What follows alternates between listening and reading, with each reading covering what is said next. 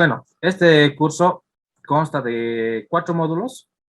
El primero que vamos a ver los principios y fundamentos generales de la tecnología de hormigón. Aquí básicamente vamos a hablar todo lo referente de la tecnología de hormigón aplicado al hormigón en forma general, tanto para pavimentos, para estructuras, obras de arte, obras complementarias, todo lo referido, ya que esta es la base para poder entender el buen uso que se le da a cada uno de los elementos estructurales, ¿no? En el módulo 2 vamos a ver la parte de tecnología de hormigón en pavimentos rígidos, lo que es la conformación de este hormigón en planta, la conformación in situ y también la puesta en obra, ¿no? Entonces, esta parte va a ser más dedicada a lo que es especialmente en pavimentos rígidos. En el módulo 3 vamos a ver lo que son ejemplos de aplicación y dosificación de hormigones con los programas Commixer y Bar2, ¿no? Estos programas son libres. En el momento que entremos a casa les voy a pasar, les voy a explicar brevemente cómo se hace la instalación, es muy sencilla, pero son programas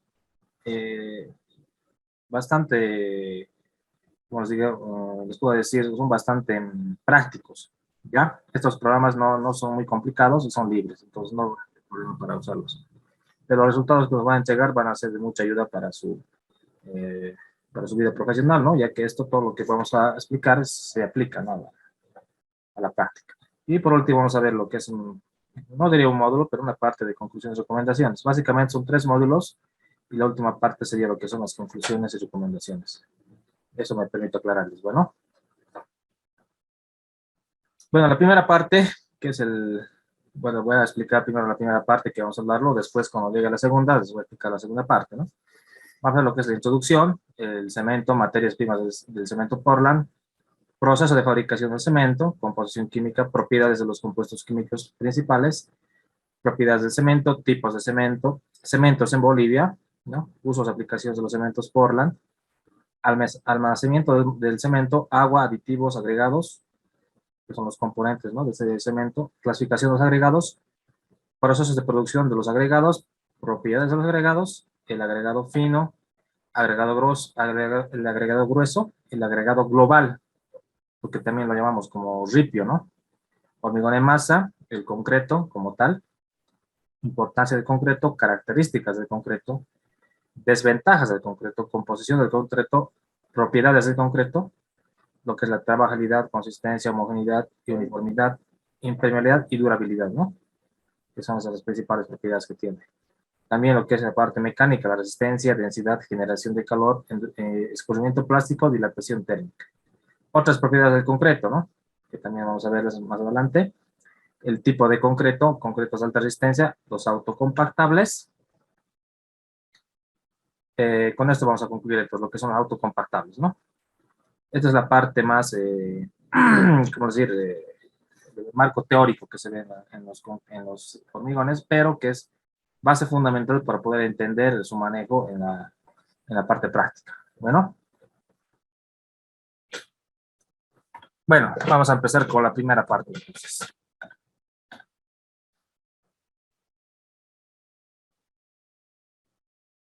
Estos conceptos son bastante fundamentales, ya que nos va a ayudar a entender lo que es los principios y fundamentos generales de la tecnología del hormigón, ¿no? En la introducción, ¿qué podemos hablar? La tecnología del concreto hoy en día ya no es una ciencia joven, ¿no? Y ha sufrido una revolución en su desarrollo a partir de la década de los 80. Bueno, quiere decir que a partir de esta década ya se ha ido incrementando lo que son ya las tecnologías nuevas, ¿no? Sin embargo, el camino a la optimización del proceso de obtención de estos concretos es aún desconocido en muchos criterios básicos de composición, ¿no? Dosificación y elaboración. Vale decir que el concreto aún no está estudiado al 100%. Hay algunas propiedades, digamos, que el ingeniero desconoce, pero que con la experiencia asumen, ¿no?, los factores de seguridad. Hoy en día es muy sencillo lograr concretos especiales con ayuda de los numerosos productos de adición al concreto que se encuentran en el mercado, ¿no? Esto más referido a lo que son los aditivos. Los concretos de alto desempeño o alto performance son hoy en día los que han alcanzado un mayor grado de optimización, dado sus usos especiales, ¿no? Entonces, para la ingeniería, nosotros ya no manejamos los hormigones simples, sino para obras pequeñas, ¿no? Para las obras de gran ingeniería, lo que hoy en día se utiliza son los hormigones especiales, ¿no? Lo que vamos a ver más adelante, ¿no? Sus características mejoradas de resistencia y durabilidad son conocidas, siendo su uso una alternativa real en la construcción de diversas estructuras con requerimientos especiales que pueden ser tanto de tipo estructural como medioambiental, ¿no? Entonces hay que tomar en cuenta que estos hormigones también hay que verlos desde el punto de vista de la afectación que hace al medio ambiente, ¿no? Bueno, básicamente, un concreto que está hecho de cemento, agua, los agregados y los aditivos, ¿no? Estos que no pueden faltar en los hormigones estructurales. Los hormigones no estructurales o hormigones que son para obras menores o algún tipo de obras de arte no muy significativos, no están aditivos, ¿no? Pero sí un buen tratamiento de este principal componente del concreto. Influencia de los materiales y el método de fabricación. Influencia de la relación agua-cemento. Cuando hablamos de agua-cemento, ¿cuál es la relación cuando hablamos de agua-cemento? Muchos dicen, ¿cuál es por qué se pone el 0,40, 0,50? Simplemente es la razón del peso del agua libre entre el peso del cemento, ¿no? De ahí sale lo que es la relación agua-cemento. Entonces ahí sabemos cuál es la relación que nos conviene para tener un hormigón más fluido o más, o más denso, o más seco en este caso, ¿no? De acuerdo al revenimiento que tiene este. A medida que aumenta el agua libre, la resistencia del hormigón decrece, ¿no? Entonces sabemos que mientras un hormigón tiene mayor cantidad de agua, la resistencia baja. Eso es un concepto básico. ¿Y por qué dirán esto, no? Ya sabemos que el agua está dentro del hormigón y no logra hidratar al cemento, quedan oquedades o cangrejeras, ¿no? Entonces es un hormigón que es como un panal de abeja, entonces por eso se dice eso. Es un concepto básico. Al disminuir el agua libre, aumenta la resistencia, ¿no? Pero la mezcla se hace más seca y difícil de compactar. Un segundito. Ya, perdón. Me está hablando uno de los referente al curso. Me imagino que va a entrar. Cemento. Bueno, en 1824, ¿no? El inglés Joy Aspin elaboró y patentó el producto similar al cemento, obteniendo mediante la cocción de una mezcla de calcáreos y arcilla, ¿no? Mediante molidos, no, finamente molidos, perdón. Este material ligante permitió confeccionar un hormigón similar al obtenido con la piedra Portland, ¿no? Calcáreo muy resistente en la isla de Portland. Este era el primer cemento, ¿no? El Portland, de la isla de Portland. De ahí viene el nombre del cemento. Comúnmente utilizado en Inglaterra para construcción de aquí, la denominación de cemento Portland, ¿no? Entonces, los primeros cementos eran hechos a partir de la piedra caliza, ¿no? Entonces, esos eran unos cementos muy antiguos, pero que ya con el tiempo se han ido modernizando, ¿no? El cemento Portland, como tal, según la norma boliviana NB 011, esta norma es la que domina la producción de cemento, ¿no? Eso los voy a pasar después, no hay problema. Todo el material que les vaya yo refiriendo, se los voy a pasar por vía WhatsApp directamente, y de ahí lo pueden descargar, ¿no? El cemento Portland es un cemento hidráulico producido mediante la pulverización de clínker. Esta es la base, ¿no? Del hormigón, que es del cemento, pero el clínker, compuesto esencialmente por silicatos de calcio hidráulicos y que contiene generalmente una o más formas de sulfato de calcio como adición, ¿no? Durante la molienda. Es decir, cemento Portland es el clínker que es la materia base más el yeso, ¿no? Entonces de ahí viene el cemento Portland. El cemento Portland es un polvillo muy fino de color verdoso. Al mezclarlo con agua forma una masa, una pasta, ¿no? Muy plástica y moldeable, que luego al fraguar endurece, adquiere gran resistencia y durabilidad. Si han visto el clinker en su estado, ¿cómo puedes denominarlo? En su estado básico, son unas pequeñas bolitas, ¿no? Que de la cocción recién se mezcla con el yeso y de ahí sale el cemento, ¿no? Con otras adiciones, obviamente. Clinker Portland, ¿no? Es un producto semi acabado de forma de piedras negruzcas, ¿no? De tamaño de 3/4 de pulgada aproximadamente, obtenido de la calcinación de una mezcla de materiales calcáreos y arcillosos, ¿no?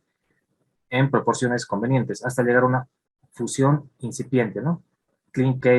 Clinkerización se llama esto, ¿no? Cuando va al horno giratorio a 1450 grados centígrados, ¿no? Está compuesto químicamente por silicatos de calcio, aluminatos de calcio, ferroaluminatos de calcio y otros pequeñas cantidades, los cuales se forman por la combinación de estos, ¿no? ¿Por qué les hablo un poco de esto, la química?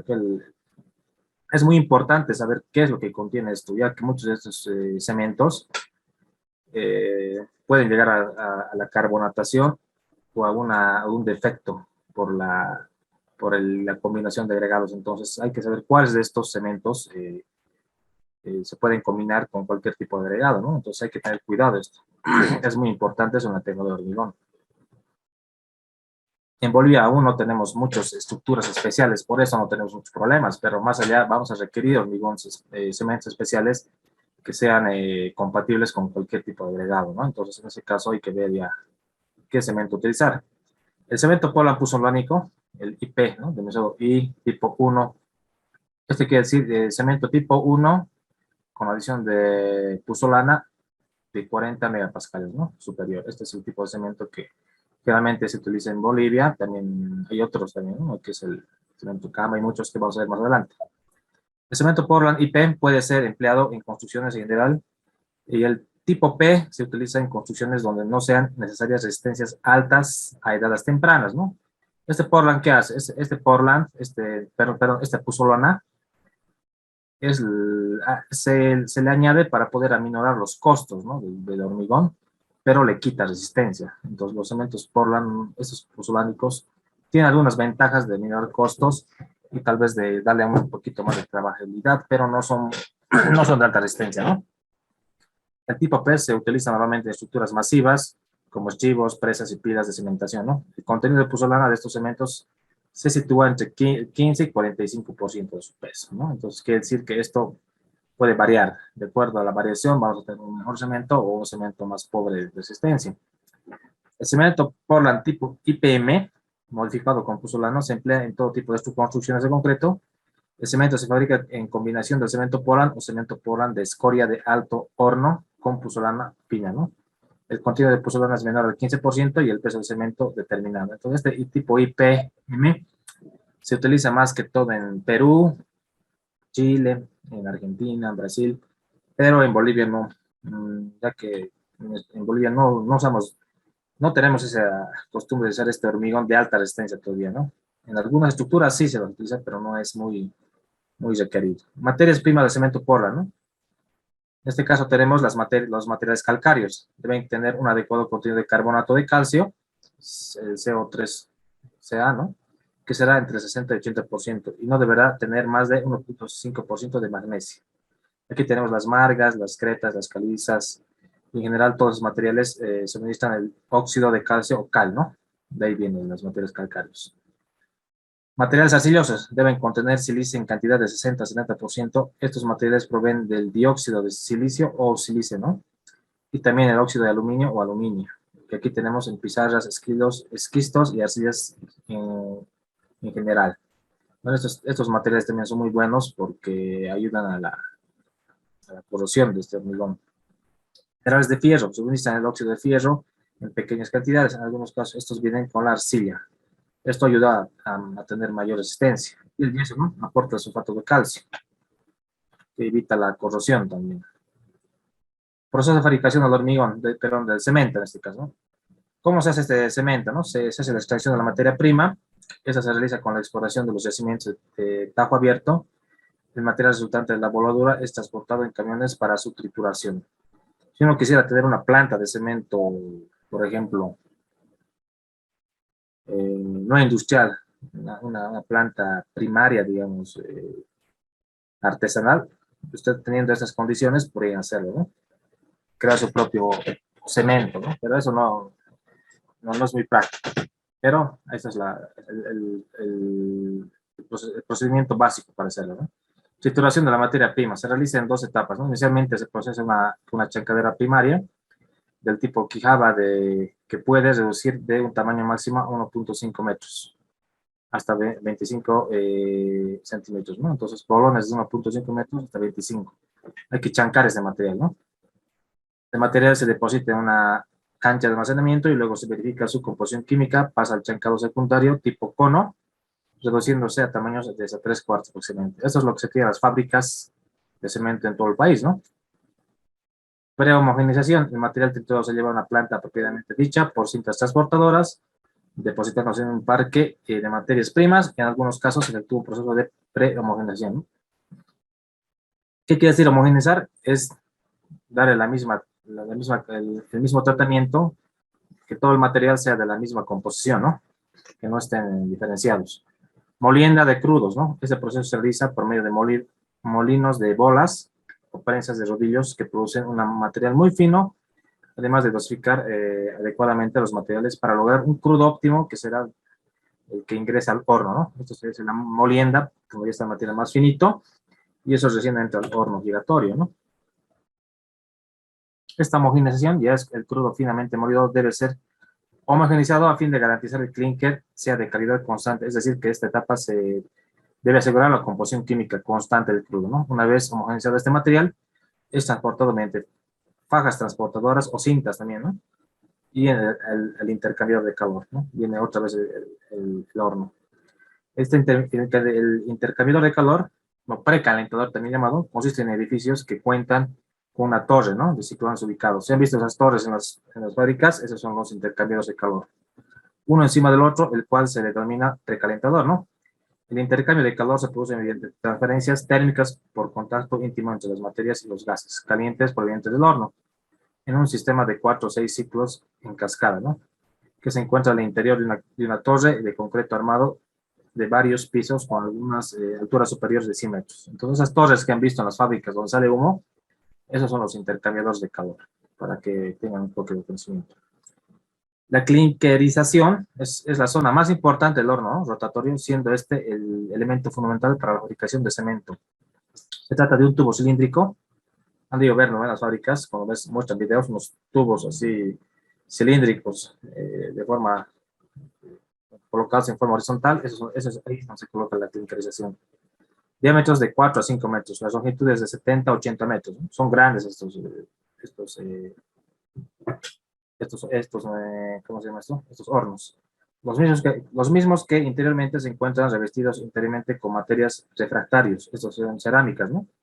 Para la obtención de clinker se debe alcanzar temperaturas alrededor de los 1500 grados Celsius. Entonces, eso es lo que realmente se hace. Por último, el enfriamiento. No todos los minerales deseados del clinker hidráulicamente activos quedan estables después del proceso de clinkerización, ¿no? Por lo que es necesario que el clinker caliente deba ser enfriado rápidamente, es decir, una vez que el clinker es descargado por el horno, pasa la tercera parte del circuito de clinkerización, que se dan los enfriadores. Estos enfriadores se encuentran en la salida del horno y recibirán toda la carga de material que sale al horno a temperaturas entre 1000 y 1100, ¿no? Entonces ya enfría un poco. Ya no es 1500, ¿no? Tiene que enfriar, tiene que ir enfriando para que se estabilice las moléculas, se estabilicen los elementos químicos. La molienda del clinker, mediante el proceso de extracción del control del clinker, entra a los molinos de bolas o prensa de rodillos, donde se obtendrá la superficie específica de alta en granos de cemento, ¿no? Aquí es donde se va a encontrar el cemento como ya más o menos conocemos, ¿no? Ese polvillo muy fino ya queda en ese estado. Y por último se hace el envasado y despacho, ¿no? Generalmente el cemento se comercia en bolsas de 50 kilogramos, lo que ustedes conocen comercialmente en toda Sudamérica, creo que es el parámetro entre 45 y 50 kilogramos, de acuerdo a los requerimientos del usuario. También puede despacharse a granel, ¿no? Las bolsas que son de papel craft extensible tipo Club Pack, son como bolsas de yute, esas grandes, ¿no? Esos Big Bag llamados, con contenidos de hojas verdes, de hojas entre 2 o 4, de acuerdo a los requerimientos de transporte y manipuleo, ¿no? O sea, son capas bastante gruesas. Vienen en sacos de 1.5 toneladas llamados Big Bag, ¿no? Han de ver bolsas grandes, son los Big Bag, como os dije. Son despachados en compras mínimas de 25 a 30 toneladas, ¿no? Para grandes obras, directamente, para no estar llevando bolsas y estar utilizando, perdiendo el tiempo, ¿no? Rompiendo bolsas, se llevan Big Bag y se puede hacer mezclas, ¿no? Para grandes volúmenes de hormigón. Para plantas de producción de concreto premezclado también, ¿no? Las plantas que están en tránsito se les llama, a las plantas que están en la carretera, digamos, que se han establecido en el tramo de una carretera. Ventajas de adquirir el cemento a granel, ¿no? Estas son las big bag llamadas, ¿no? Estos tienen los ganchos donde entra algún equipo de montacarga y las puede levantar y llevar a un sitio y dosificar de forma más eficiente. Bueno, economía de la compra de un cemento, mano de obra en la descarga, almacenamiento y manipulación. Entonces, esto es lo que tiene la ventaja, ¿no? Economía por pérdidas debido al deterioro de las bolsas, ¿no? Incremento de la productividad en la obra se encuentra con el cemento inmediatamente. Entonces, aquí tendría ya directamente para hacer una gran mezcla de hormigón, ¿no? Mínimo riesgo de robos, además que significa para un país ahorro de sus divisas por la disminución de la importación de insumo para fabricación del envase. Sabemos que las bolsas de cemento también tienen un costo. Entonces, si ahorramos una sola bolsa grande de este tipo de material, nos vamos a ahorrar una buena cantidad de bolsas del material de las bolsas, ¿no? De cemento. Composición química. Componentes químicos. Los componentes químicos del cemento Portland se expresan por el contenido de óxidos en porcentajes, ¿no? Los principales son la cal, sílice, aluminio, el óxido de fierro, ¿no? Siendo el total de estos del 95 al 97% en pequeñas cantidades. También se presentan otros óxidos de magnesia, el anhídrido sulfúrico, los alcalis y otros de menor importancia, ¿no? Así tenemos la siguiente tabla para poder ver los componentes químicos, acá que tenemos, el porcentaje típico y la abreviatura, ¿no? De cal, sílice, aluminio y fierro. Entonces, en ese sentido, eso se puede determinar los componentes químicos. Durante la calcinación, en la fabricación de clinker, el cemento Portland, los óxidos se combinan con los componentes ácidos de la materia prima entre sí, dando lugar a 4 importantes compuestos. Los principales compuestos que constituyen aproximadamente el 90-95%, ¿no? Del cemento. También se presentan en menores cantidades otros compuestos secundarios. ¿Cuáles son los secundarios? El silicato tricálcico, el silicato bicálcico, aluminato tricálcico, fierroaluminato tricálcico, calibre, magnesia libre, ¿no? Clases también se las llama, ¿no? Entonces las ecuaciones, sus abreviaturas y el porcentaje. No vamos a hacer tanto hincapié en esto porque no vamos a dosificar los compuestos del hormigón, ¿no? Estos compuestos en presencia del agua se hidratan de forma de nuevos compuestos que forman una estructura de la pasta de cemento endurecida en el concreto, ¿no? Eso pues se comprende. Esa es la principal composición, entonces, química secundaria. Deme un segundito, por favor, un minutito, un segundito.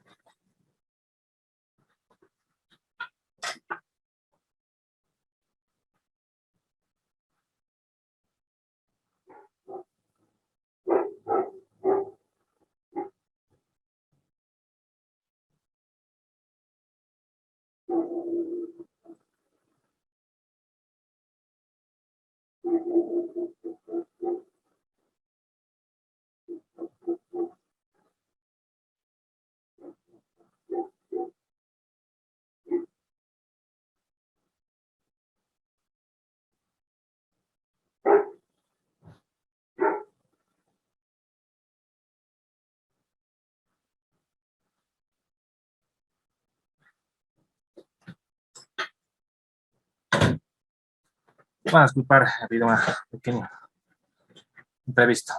Propiedades de los compuestos químicos principales, ¿no? Silicato tricálcico, que es la ecuación Ca3S, conocido también como alita, ¿no? Este se hidrata y endurece rápidamente. Esto con el contenido de agua. Es el más importante de los compuestos del cemento. Determina la rapidez de velocidad de fraguado. Determina la resistencia inicial del cemento. Libera gran cantidad de calor de hidratación. Es equivalente a 120 calorías por gramo. Este compuesto tiene mucha importancia en el calor de hidratación de los cementos. Contribuye a una buena estabilidad del volumen y contribuye a la resistencia al intemperismo. Entonces, cuando tiene este componente, el cemento, es el cemento que genera mayor cantidad de calor. Entonces, los cementos con bajo contenido de silicato tricalcio son los hormigones de bajo calor de hidratación, ¿no? Mientras menos tenga este componente, va a tener un menor calor de hidratación. Silicato dicálcico, es también conocido como velita, ¿no? Contribuye a las resistencias a edades mayores, a una semana. Entonces, este es el que nos va a ayudar a endurecer el hormigón de forma más rápida. Por un porcentaje en el clinker es el segundo en importancia. Se hidrata y endurece con lentitud. Claro, es un poco más lento de poder fraguar. Alcanza elevada resistencia a la compresión a largo plazo después de un prolongado endurecimiento. Vale decir que este hormigón, después de los 28 días, aún puede endurecer hasta los 180 días, ¿no? Hasta los 6 meses es lo que se dice que el hormigón llega hasta su máxima expresión de resistencia. Esa es una teoría que se ha comprobado ya en muchos hormigones de alta resistencia, ¿no? Valor de hidratación es equivalente a 63 calorías gramo, contribuye a la resistencia del intemperismo junto al silicato de calcio, al silicato bicálcico. Su contribución a la estabilidad de volumen es regular, ¿no? Es una regular estabilidad de volumen. Y el aluminato tricálcico, ¿no? Que es también un componente del cemento, es el primero en hidratarse, o sea, fragua con mucha rapidez. Es el primero que absorbe el agua y empieza a fraguar. Libera gran cantidad de calor durante los primeros días de la hidratación y incide levemente en la resistencia mecánica, sé que no es más importante para tener una buena resistencia. Tiene baja resistencia al intemperismo, ¿no? Acción de hielo, deshielo. Entonces es frágil a esta situación del cambio de temperaturas, ¿no? Tiene mala estabilidad de volumen, escasa resistencia a la acción de ataque de los sulfatos y textos químicos, calor de hidratación equivalente a 207, ¿no? Aquí vemos los valores, por si acaso, ¿no? 207, 63 y 120, ¿no? Entonces, el más alto creo que es este. Y su calor de hidratación es muy alto. En este caso, hay que controlar este aluminato tricálcico juntamente con el silicato tricálcico. Y por último, el que es el fierro aluminato tetracálcico, ¿no? Reduce la temperatura de formación de clinker, rápida velocidad de hidratación, el calor de hidratación es equivalente a 100 calorías gramo, eso es un moderado. En la resistencia mecánica no está definida su influencia, la estabilidad de volumen es mala, o no tiene buena estabilidad en la conformación de volumen, influye en el color final del cemento, ¿no? Entonces hay que tener mucho cuidado con este componente, el ferro aluminato. El silicato tricálcico y el silicato dicálcico constituye el 75% del cemento. Esto guárdenlo bien en sus memorias, ¿no? Entonces estos son los principales componentes que tiene el cemento y también por eso la resistencia mecánica se debe a estos dos compuestos. Entonces vean que unos cementos que tengan buena composición de estos dos componentes químicos van a tener una buena resistencia y van a ser buenos cementos.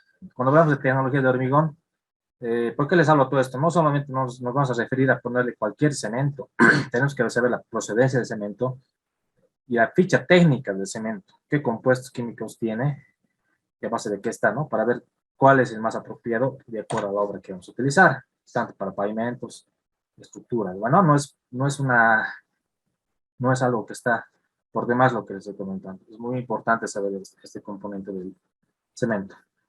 Propiedades del cemento, ¿no? Finura o fineza, el peso específico, tiempo de fraguado, estabilidad de volumen, resistencia a la compresión, contenido de aire y calor de hidratación. Esto se refiere al tipo de la granulometría que tiene, ¿no? Esto al peso específico por metro cúbico. ¿En qué tiempo va a fraguar este cemento? Estabilidad de volumen, quiere decir si el volumen va a tener una variación grande o no del volumen. Ya sabemos que el hormigón de por sí tiene una contracción plástica por la pérdida del agua. Entonces tenemos que saber cuánto va a perder y cuánto se va a contraer este volumen. Por eso la estabilidad es muy importante tener en cuenta para ver también las pérdidas. La resistencia a compresión, ¿no? Sabemos que eso es uno de los componentes más importantes en elementos de estructuras especiales, no tanto para pavimentos, ¿no? Pero para estructuras especiales sí.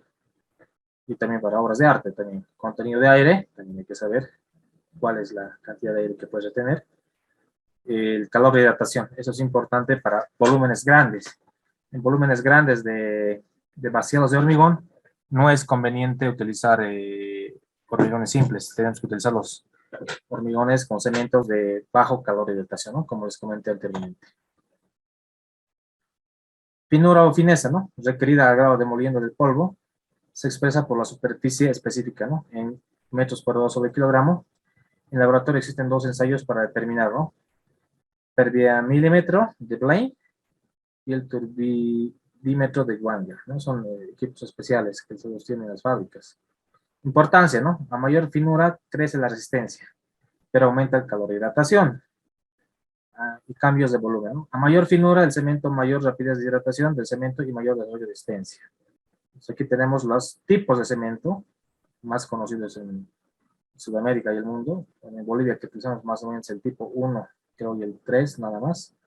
Y la finura de Blaine, ¿no? Que nos determina de cada tipo de cemento cuánto debe tener en metros cuadrados sobre kilogramo, ¿no? La finura. El peso específico, referido al peso de cemento por unidad de volumen, se expresa en gramos sobre centímetro cúbico. En el laboratorio se determina por medio de ensayo del frasco de Chatelier, ¿no? Según la norma NB 64395. Esta es otra norma boliviana, igual que nos da este tipo de parámetro para medir el peso específico. La importancia. Se usa para los cálculos en el diseño de mezclas. Los pesos específicos de los cementos Portland son aproximadamente 3.15 gramos sobre centímetro cúbico. Eso se lo puede hacer en un laboratorio simple, ¿no? No es necesario hacer grandes pruebas. El cemento Portland posorgánico Fancesa tiene un peso específico de 3 gramos, ¿no? Este es para Fancesa. Para el cemento que ustedes van a utilizar en su región, tendrían que ver cuánto es, ¿no? El peso específico. Es importante saber, ¿no? Para determinar el peso total del hormigón en masa o el hormigón armado. Tiempo de fraguado. El tiempo de fraguado entre mezcla con agua con cemento y la solidificación, ¿no? De la pasta se expresa en minutos. Se presenta como el tiempo de fraguado inicial y el tiempo de fraguado final. En el laboratorio existen dos métodos para calcularlo, ¿no? Aguja de Vicat, ¿no? Las que se tienen, y agujas de Gilmore. Estas dos también están especificadas en la norma NB 06395, ¿no? O sea, si ustedes quieren un poquito más ver estas pruebas de fraguado, pueden ir a las normas. Importancia. Fija la puesta correcta en obra y el endurecimiento de los concretos y morteros, ¿no? Estabilidad de volumen, también es un parámetro muy importante. Representa la verificación de los cambios volumétricos por presencia de agentes expansivos. Se expresa en porcentaje, en el laboratorio se determina mediante el ensayo de autoclave, ¿no? Según la NB 47195. Tenemos luego la resistencia a compresión, que este es un parámetro muy importante para nosotros, que mide la capacidad mecánica del cemento a soportar una fuerza externa de compresión, ¿no? Axial, en este caso. En una de las mismas, es una de las más importantes propiedades, se expresa en kilogramos sobre centímetro cuadrado. En el laboratorio se determina mediante el ensayo de compresión en probetas cúbicas de 5 centímetros de lado, ¿no? Con mortero, cemento, arena normalizada. Esto para el cemento. Se prueba las diferencias de edad de 7, 3, 7, 14 y 28 días, ¿no? Entonces, eso también se lo puede hacer igual que el hormigón en masa. Importancia, propiedades que deciden la calidad de los cementos. Entonces, de acuerdo a esta prueba, vamos a ver si es un buen cemento o no. El contenido de aire. Mide la cantidad de aire atrapado o retenido en la mezcla. Se expresa en porcentaje de volumen total. En el laboratorio se determina mediante pesos y volúmenes absolutos de mortero, ¿no? El molde cilíndrico, mediante ese molde cilíndrico de la ACTM 695. Me olvidé comentarles que vamos a hacer referencia bastante a las normas ACTM, ¿no? Ya que son las normas americanas en las cuales se ha basado la norma NB. La norma NB nadie lo ha creado, no lo han inventado, se han hecho referencias en base a la ACTM, ¿no? Han tomado los cápites, los reglamentos de esta norma para poder hacer la NB, porque la NB por sí no ha hecho nada, es simplemente recapitulado lo de la ACTM. Importancia, concretos con aire atrapado disminuye resistencia de 5 por cada 1%, ¿no? Entonces, eso también hay que verlo en laboratorio. Calor de hidratación. El calor se genera por la reacción agua más cemento. Exotérmica, ¿no? De la hidratación del cemento. Se expresa en calorías gramo y depende principalmente de estos dos compuestos, ¿no? Del silicato tricálcico. En el laboratorio se determina mediante el ensayo de calorímetro de Langabat o la botella aislante. se emplea morteros estándar. Igual esto tienen laboratorios de hormigones especializados, ¿no? Este calor de hidratación es el que también hay que cuidar, ya que mucho calor de hidratación, pérdida de agua muy rápida y viene la fisuración, ¿no? Entonces es bien importante. Tipos de cementos. Aquí vamos a ver los tipos de cementos Portland sin adición. Construidos por clinker Portland y la inclusión solamente de un determinado porcentaje de sulfato de calcio, ¿no? O yeso, también llamado. El sulfato de calcio se lo llama comúnmente yeso. Aquí tenemos, según las normas técnicas, el tipo 1, para usos que no requieran propiedades especiales de cualquier otro tipo, ¿no? Entonces son hormigones simples, los que utilizan los constructores, los albañiles, cualquier otro tipo de persona que quiera hacer una pequeña obra, usan el tipo 1. El tipo 2, para uso general, específicamente cuando se desea moderada resistencia a sulfatos o moderado calor de hidratación, ¿no? Esto ya tiene un poco de control. El tipo 3, para utilizarse cuando se requiere altas resistencias iniciales. Este es igual un cemento en el cual ya puede adquirir una gran resistencia. Bueno, a los 7 días, digamos, ya puede llegar al 70% de resistencia. El tipo 4 para emplearse cuando se deja bajo calor de hidratación. Este es para volúmenes grandes, empresas, grandes volúmenes que se va a hacer algún tipo de estructura grande, ¿no? Algún puente especial o algún tipo de pavimento que se va a hacer continuamente armado, donde van a tener grandes cantidades de hormigón, se lo puede hacer, ¿no? Esto más que todo también para pistas de aeropuertos. El tipo 5 puede para emplearse cuando se desea alta resistencia a los sulfatos. Esos ataques sulfatos también tenemos que ver esa condición. Cementos Portland adicionados, ¿no? Contiene además de clinker Portland y yeso, ¿no? Este ya es como el cemento Portland. Dos o más constituyentes inorgánicos que contribuyen a mejorar las propiedades del cemento, ¿no? Ejemplo, pusolanas, ¿no? Los cementos tipos IP, escorias granuladas de altos hornos, componentes cálcicos, sulfatos de calcio, incorporados de aire, ¿no? Aquí tenemos según la norma técnicas, los siguientes cementos, ¿no? En Bolivia, por ejemplo, la NB nos indica que tenemos cemento porón puzolánico tipo IP, contenido de puzolana entre 6 y 30%, ¿no? Entonces hay que ver en la ficha técnica del cemento que ustedes utilizan cuánto por ciento es. Es decir, mientras más puzolana, este cemento no va a tener mucha resistencia. Mientras menos puzolana, va a tener más resistencia.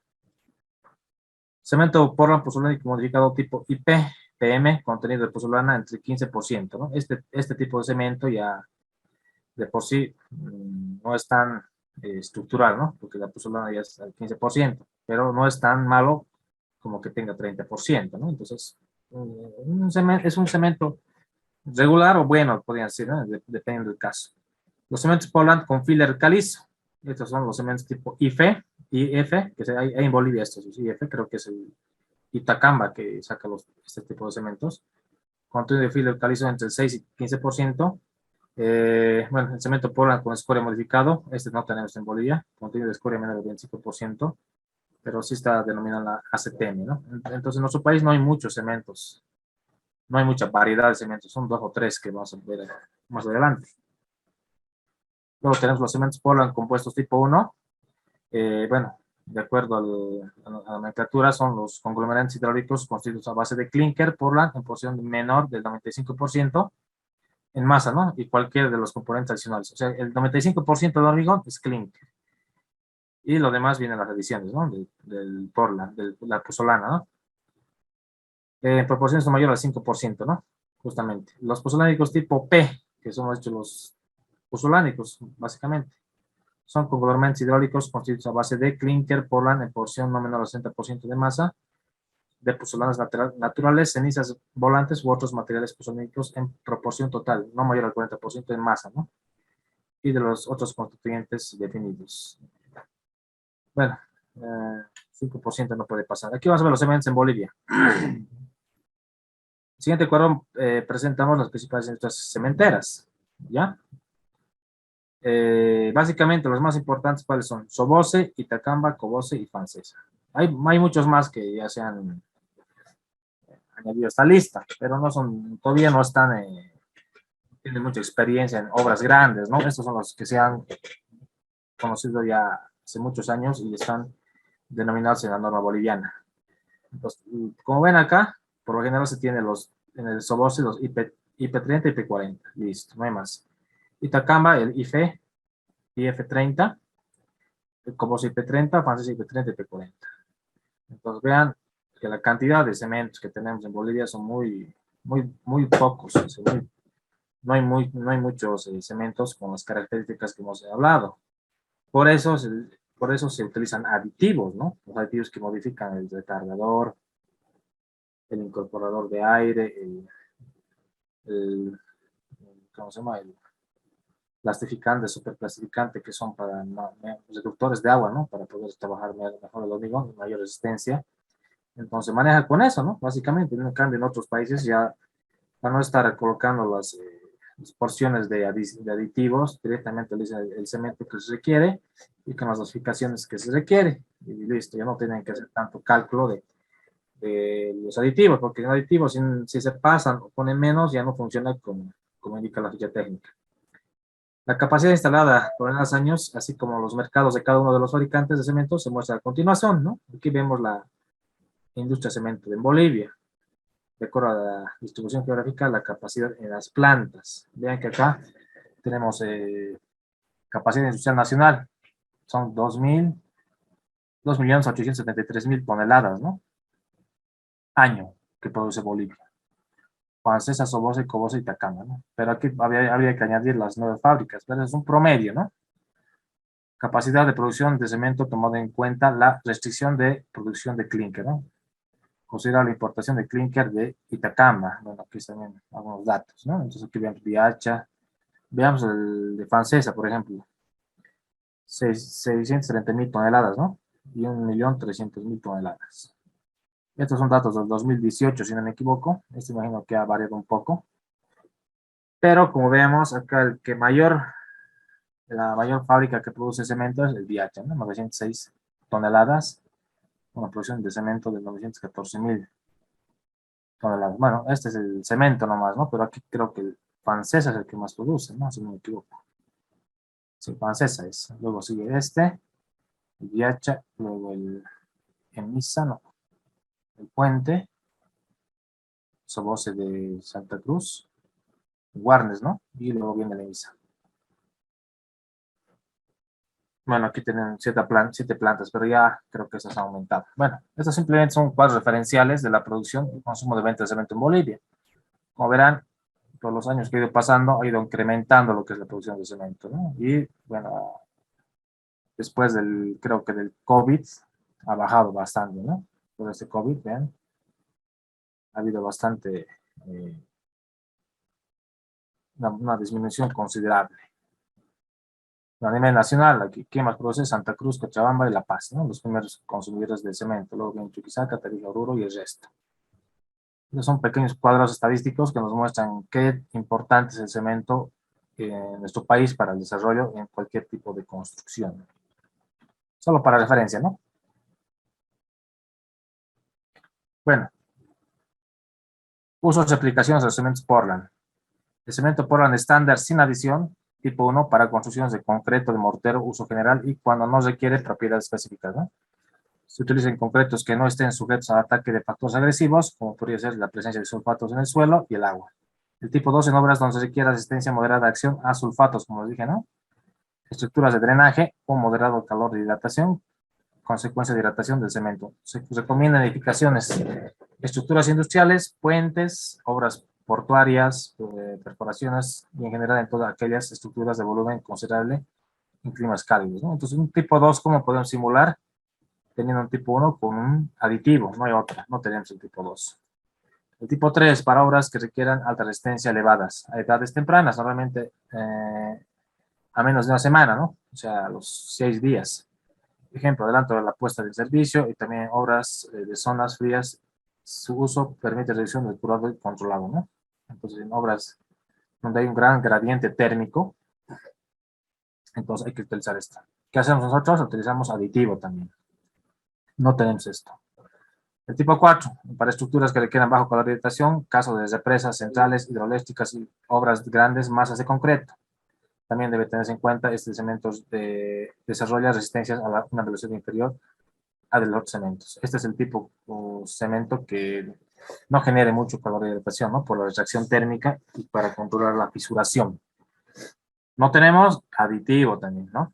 Tipo 5, además de las cualidades del tipo 2, es recomendado para obras donde se requiere elevada resistencia a los sulfatos, ¿no? Aquí no tienes mucho problema de sulfatos. Es el caso de obras portuarias expuestas al agua de mar, ¿no? También en canales, alcantarillas, túneles, suelos con alto contenido de sulfatos, ¿no? Estos cementos desarrollan resistencias más lentamente a los cementos tipo 1, ¿no? Incrementa la resistencia a los sulfatos. Esto no manejamos mucho, pero en el caso de que haya un lugar salino, donde haya presencia de sal, tenemos que ver qué tipo de aditivo podemos utilizar para poder protegerlo, ¿no? Ya que ese cemento tampoco tenemos. Los que tienen adicionados, ¿no? El IP y el IPM, cementos con Portland, ¿no? Con pozolana que hemos hablado, el tipo 1, en obras masivas, en cualquier tipo de hormigón, para, digamos, aguas hervidas, aguas negras, cimentaciones de todo tipo de terreno, ¿no? Bajo calor de hidratación, moderado, ¿no? Y moderada resistencia a sulfatos. Entonces, ese es un cemento bastante genérico. El tipo MS, cementos hechos con escoria, ¿no? Bueno, este más que todo se puede utilizar en la agresión química, ¿no? Para desperdicios químicos y también para estructuras que estén en lugares húmedos o salitrosos.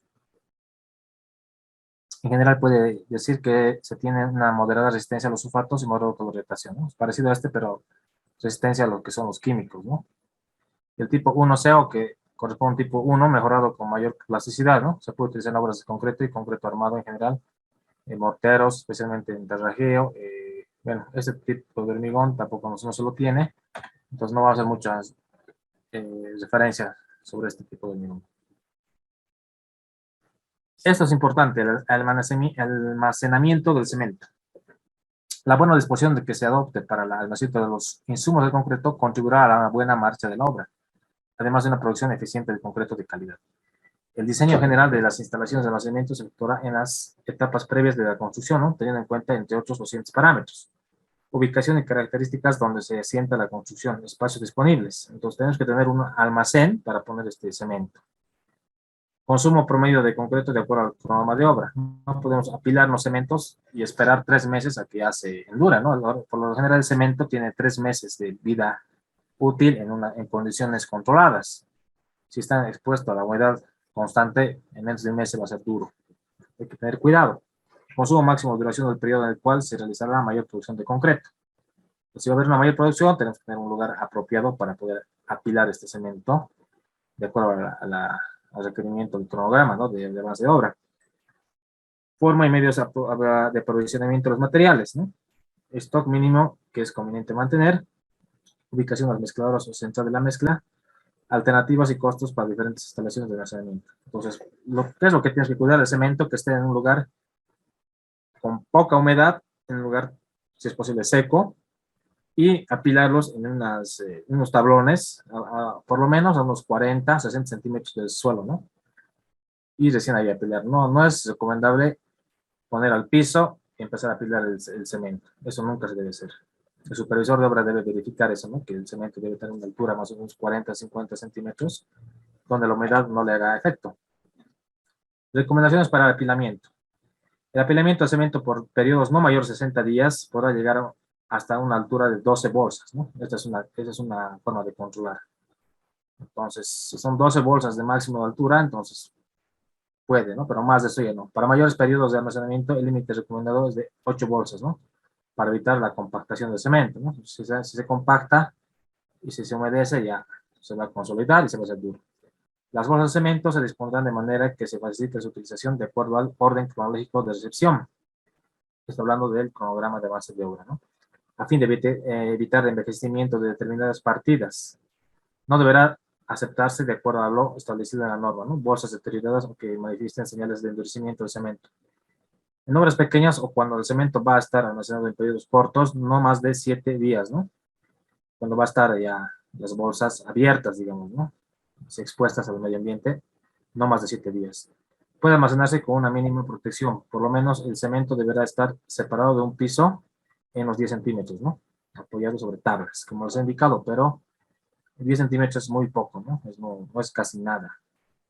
Se ha visto que, a menos que tenga una buena protección, digamos, de una madera de unas 2 pulgadas, por lo menos, entonces podría aceptar. Pero si son maderas delgadas que no tienen mucha mucha relevancia, entonces hay que por lo menos unos 40 centímetros. Entonces, eso es mi punto de vista desde mi criterio personal, ¿no? Tipos y usos de cemento en América Latina. Bueno, aquí tenemos una pequeña parte de lo que es el cemento a nivel, bueno, Sudamérica, ¿no? Por ejemplo, en Argentina se tiene los bajos de calorihidratación, de alta resistencia inicial, moderada resistencia a los sulfatos, alta resistencia a los sulfatos y resistencia a alcalía agregado, ¿no? En Bolivia, vean qué pobre que estamos, el IF y el IP. Se dan cuenta que el país que menos produce este tipo de cementos es nuestro país. Ahí estamos muy mal, lamentablemente. Chile igual tiene los 3, 4 tipos de cementos. Colombia tiene 4, ¿no? 5 tiene. Costa Rica, miren, hasta el tipo 5 tiene. Ecuador tiene 4. Salvador tiene 2, 3 tiene, ¿no? Bueno, estamos casi igual que El Salvador, pero por lo menos él tiene uno más. México, ni que para decir, tiene todo tipos. Perú tiene 4. Uruguay tiene 3. Venezuela, miren, tiene todos los tipos. Vean que nuestra tecnología de hormigón es muy pobre en sí. Eso es lo que les puedo decir. Agua. El agua en el concreto es un elemento fundamental en la preparación del concreto, ¿no? Está relacionado con la resistencia, trabajabilidad y propiedades del concreto endurecido. Requisitos que debe cumplir. El agua empleada en la preparación y curado de concreto deberá cumplir con los requisitos establecidos en la norma 637 de 2018. Esta es una norma actualizada, ¿no? Y ser preferentemente agua potable. O sea, el agua por lo menos tiene que ser potable, ¿no? Y ahora, si es un agua de pozo, hay que determinar en el laboratorio si tiene alguna impureza y ver si están dentro de los parámetros establecidos en esta norma, ¿no? Si están en los parámetros aceptables. Está prohibido el empleo de aguas ácidas, calcáreas, minerales, carbonatadas provenientes de minas o relaves, ¿no? Aguas que tengan residuos minerales o industriales, aguas con contenidos de sulfatos, mayor a 1%, bueno, aquí en la condición, ¿no? Aguas que contengan materia orgánica, igualmente está prohibido el empleo de aguas que contengan porcentajes significativos de sales de sodio o potasio disueltas, o sea, sin sal, ¿no? Agua de mar, imposible para utilizar hormigón, ¿no? Podrá utilizarse aguas naturales no potables previa autorización de inspección únicamente si, o sea, inspección del supervisor, ¿no? Están limpias y libres de cantidades profesionales de aceites, ácidos, álcalis y otros elementos dañinos para el concreto. La calidad del agua determinada mediante análisis de laboratorio cumple con los valores que a continuación se indican, debiendo ser aprobados por la inspección las excepciones a los mismos, ¿no? Sustancias disueltas, valor máximo admisible. Bueno, aquí ya tenemos una referencia de la norma. Cloruros, 300 partículas por millón, sulfatos 300 partículas por millón, sales de magnesio 550, sales solubles 1500, el pH no mayor a 7%, ese es un pH neutro, ¿no? Un pH menor al 6, al 7% es ácido, mayor es alcalino. Sólidos en suspensión, 1500 porciones por millón, y materia orgánica, ¿no? 10 porciones por millón. Entonces aquí tenemos los valores que deberíamos controlar en un laboratorio, ¿no? Si ustedes están haciendo como supervisores y ven que no hay agua potable por ahí y van a utilizar algún tipo de agua de pozo o alguna agua de río, se pueden guiar con esto, ¿no? Para ver si se cumple. Las sales u otros materiales dañinos que pudieran estar presentes en los agregados y aditivos deberán sumarse a aquellas que aporta el agua del mezclado, ¿no? A fin de evaluar el contenido total de sustancias que pueden dañar el concreto, acero de refuerzo y otros elementos embebidos. O sea, hay que ver lo que el tema de los agregados, como dije, ¿no? Eso también es otra ciencia. Si el concreto han de estar embebidos elementos de aluminio y fierro galvanizado, ¿no? El contenido de cloruro indicado anteriormente deberá disminuir al 50 partículas por millón. Es una condición. En el caso, digamos, que haya mallas electrosoldadas y galvanizadas, entonces hay que ver esto. El contenido de ion cloruro presente en el agua y además ingredientes de concreto no deberá exceder el expresado como porcentaje en el peso del cemento, ¿no? En los siguientes valores. Concreto esforzados, 6%, armado 6%, armado expuesto a la acción de cloruros 0,10%, concreto armado no protegido 0,15% y concreto armado que debe estar seco, protegido a humedad durante la vida por medio de recubrimiento impermeable 0,80%, ¿no? Estamos hablando de esta condición del cloruro. El agua de mar solo podrá utilizarse en la preparación de concreto si cuenta con autorización escrita por el ingeniero proyectista y la inspección.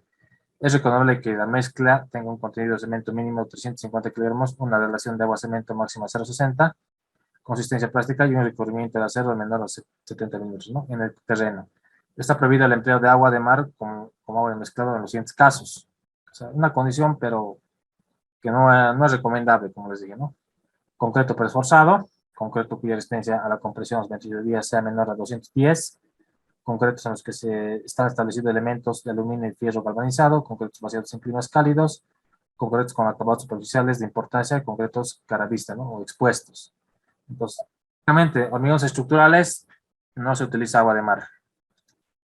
Solamente podría ser elementos de hormigón pobre, digamos. Podría ser, ¿no? Aditivos. Esto es muy importante para poder verlo. Nos daremos unos 5 minutitos, por favor, y continuamos con la explicación de los aditivos que vamos a utilizar en los hormigones. Bueno, si hay alguna pregunta hasta acá, eh, estoy expuesto porque que me la hagan. Caso contrario, vamos a darnos 5 minutos y continuamos. Y al final voy a hacer la ronda de preguntas de ese tipo de hormigón, de cementos y hormigones que se utilizan en la industria. Bueno, entonces nos daremos 5 minutos, por favor. Gracias.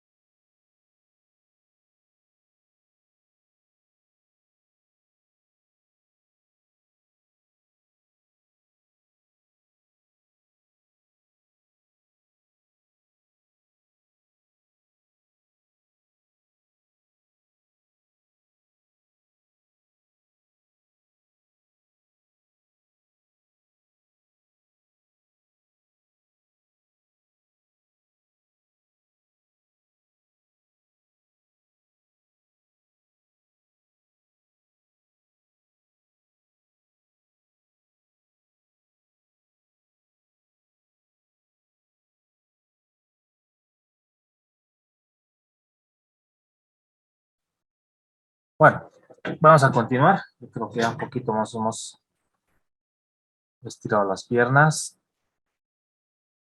Esto que no me deja. A ver, ya. Ahora hablaremos de los aditivos. Se define un aditivo como un material distinto del agua, ¿no? Del agregado o del cemento, el cual es utilizado como un componente de valor concreto que se añade a este antes de o durante el mezclado, a fin de modificar una o algunas de sus propiedades, ¿no? Entonces, como hemos dicho, en Bolivia no tenemos tipos de hormigones, pero sí tenemos aditivos, ¿no? Entonces, es lo que tenemos que hacer y tenemos que, como se dice, bailar con lo que tenemos, ¿no? No podemos hacer otra cosa. Los aditivos a ser empleados en mezclas de concreto deberán cumplir con los requisitos de la norma NB1000, ¿no? Esa es la que rige el uso de aditivos en nuestro país. Su uso está limitado por lo indicado en las especificaciones técnicas del proyecto o por la autorización de la inspección. Bueno, estas especificaciones técnicas también están basadas en las fichas técnicas, ¿no? De cada tipo de aditivo.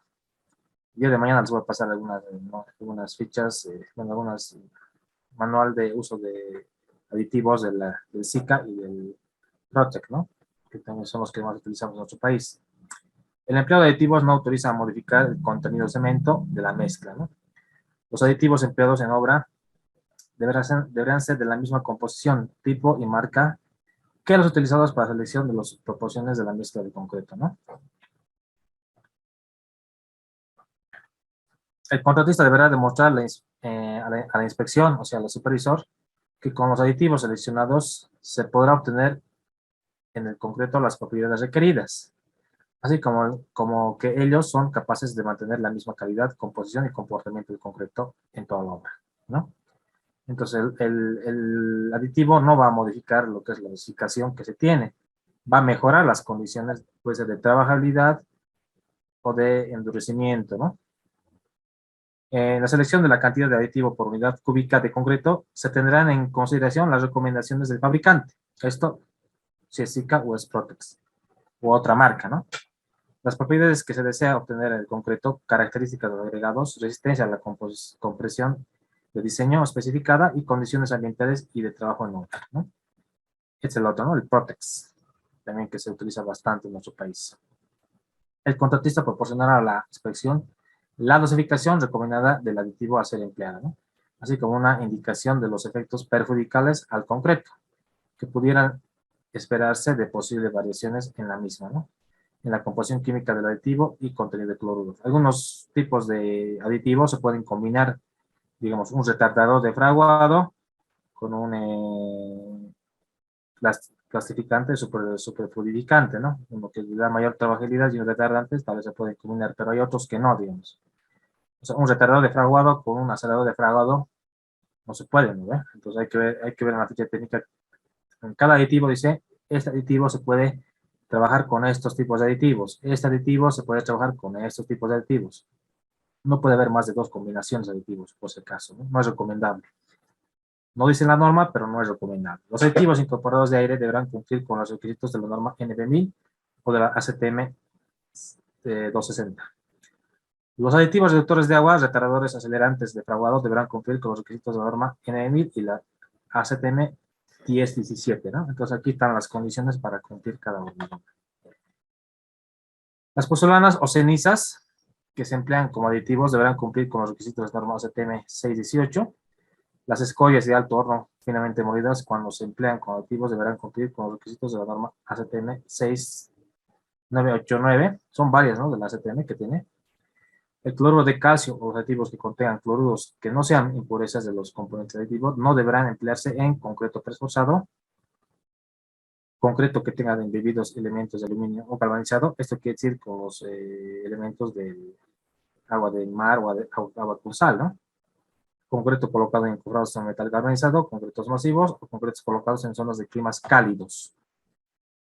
En aquellos casos en los que el ingeniero estructural autorice el empleo de cloruro de calcio o aditivos con cloruro de calcio, deberá certificarse que el concreto total de ion de cloruro de la unidad cúbica de concreto, expresado como porcentaje de peso de cemento, no exceda los valores indicados en la tabla anterior, ¿no? Aquí en esta tabla.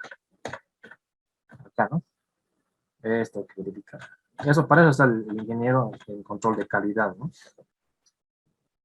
Los aditivos también vienen en envases, ¿no? grandes para poder dosificarlos directamente en la planta, ¿no? Una, una planta de tránsito, como se le llama. Entonces puede ir colocando y bombear el aditivo de acuerdo a las dosificaciones requeridas de forma automática.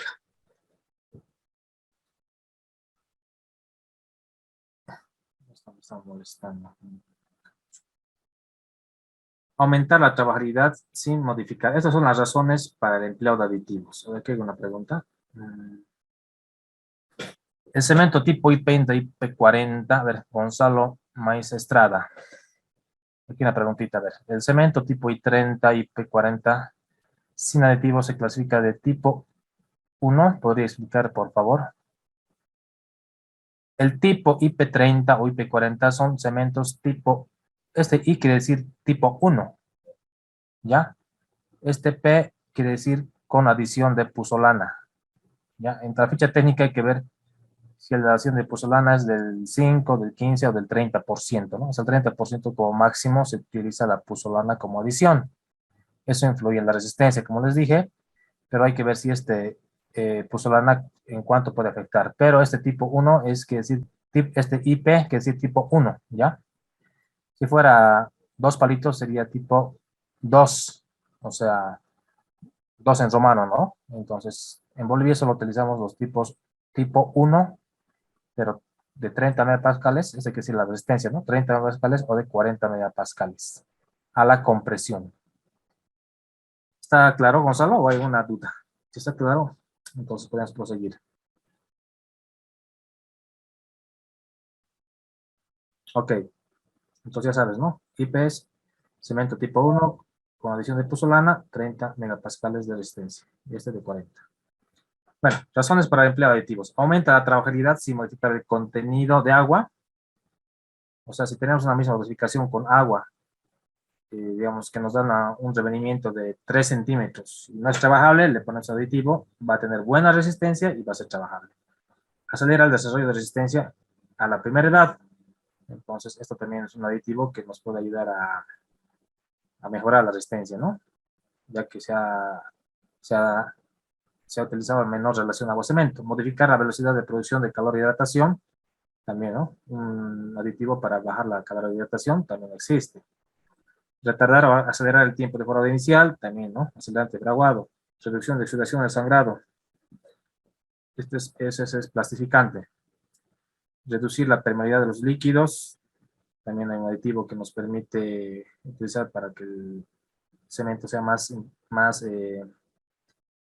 impermeable, ¿no? Disminuir la segregación. Esto quiere decir que no se vayan los gruesos abajo y los finos arriba. Reducir la contracción, eso quiere decir el acortamiento del hormigón, ¿no? Cuando empieza a fraguar. Mejora la adherencia del concreto con el refuerzo, no sé qué decir con el hacer los refuerzos en este caso, incrementar la adherencia del concreto viejo y al nuevo, hay un aditivo, ¿no? Para poder colocar un nuevo sobre un viejo. Es como un puente, este aditivo es de puente de adherencia, ¿no? Que funciona de esa manera. Incrementar la durabilidad de resistencia en condiciones severas de exposición, ¿no? Si está sulfato, si está químicos o ácidos, ¿no? Esos como ven, los aditivos nos solucionan el tema de la pobre producción que tenemos en nuestro país de tipos de hormigones. Tipos de aditivos, ¿no? Los aditivos son considerados en la norma de acuerdo a la siguiente clasificación. Ahora, esto entiéndame bien para que no les quede duda. Clasificante, reductor de agua. El clasificante es un reductor de agua. Mejora la consistencia del concreto y reduce la cantidad de agua de mezclado requerida para producir un concreto de consistencia determinada. Si queremos un hormigón de alta resistencia, bajamos la relación agua-cemento, le ponemos la proporción que nos dice el fabricante clasificante y podemos trabajar normalmente, ¿no? Y va a tener una resistencia, digamos, de un H25 o un H30. Acelerador, que acorta el tiempo de fraguado y desarrollo de la resistencia inicial del concreto. En ese caso, ¿en qué caso utiliza el acelerador de fraguado? En pavimentos, por ejemplo, yo necesito abrir una vía antes de los 28 días, necesito abrir a los 7 días. Es urgente ya que hay embotellamiento muy continuo y no se puede circular y se requiere sí o sí. Entonces, utilizamos este, ¿no? Para poder abrir la vía a los 7 días, como mínimo. Retardador, que alarga el tiempo de fragado de concreto. Esto para llevar de una planta hacia un lugar muy lejano para poder poner el hormigón, ¿no? Si no tienes este retardador, en el proceso que lleva el mixer hasta el lugar del descargue, ya fragua, ya no sirve, ¿no? Entonces el retardador igual nos ayuda bastante. Se puede mezclar este con este, plastificante con retardador. Plastificante retardador, ¿no? Aquí se reduce la cantidad de agua de mezclado requerida para producir un concreto de una consistencia dada y retarda el fraguado, ¿no? Justamente lo que les dije, este con este se puede combinar de acuerdo a la ficha técnica. Plastificante y acelerador, también se puede hacer, ¿no? Que reduce la cantidad de agua de mezclado requerida para producir un concreto de una consistencia dada y acelera el fraguado y desarrollo de su resistencia. Pues también se puede utilizar, ¿no? Incorporadores de aire aumentan la resistencia del concreto a la acción de heladas porque se introducen burbujas diminutas, ¿no? En la mezcla de cemento endurecida. Estas burbujas actúan como amortiguadores para los esfuerzos inducidos por la congelación y descongelación. Sabemos que con el agua, por el efecto de dilatación, ¿no? Cuando se congela, se expande el agua, ¿no? Ustedes saben eso. Entonces, cuando el agua se expande, llega a los huequitos donde están los incorporadores de aire y este hormigón funciona. No será el más resistente, pero por lo menos va a ser un hormigón estructural. Adhesivos que mejoran la adherencia con el refuerzo de acero, ¿no? Esto puede ser para colocar algún tipo de hormigón que queremos colocar puntas, digamos, ¿no? De acero.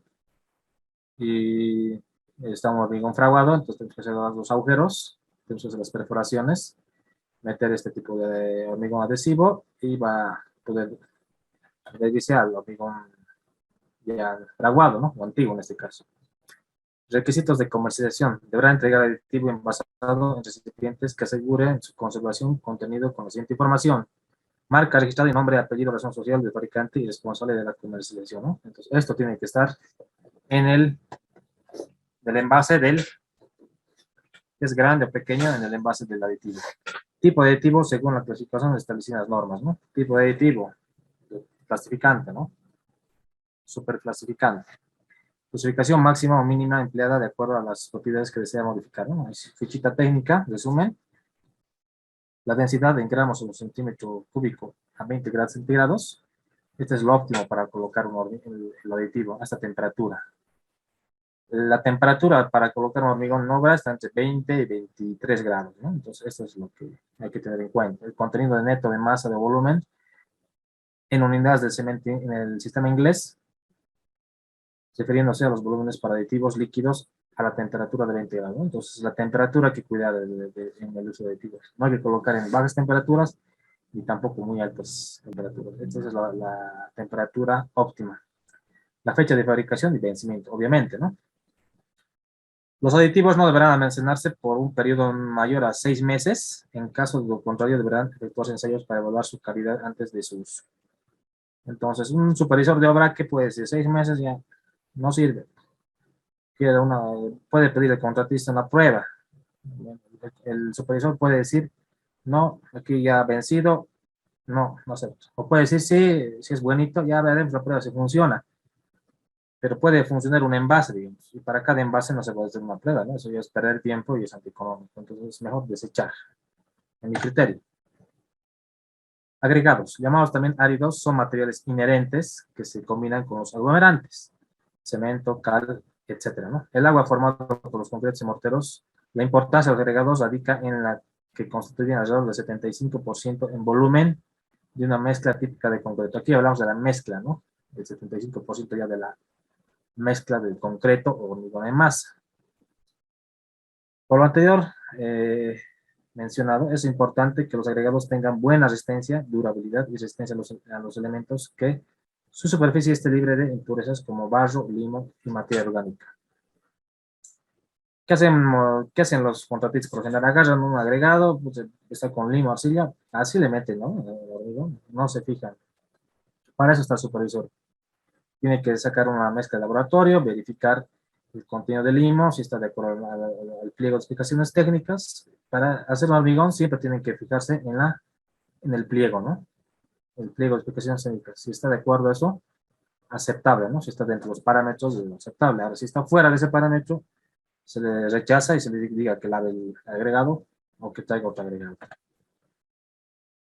Los agregados empleados en la preparación de los concretos de peso normal van entre los 2.000 y 2.500 kilogramos metro cúbico. Nosotros, ¿cómo utilizamos nuestros cálculos?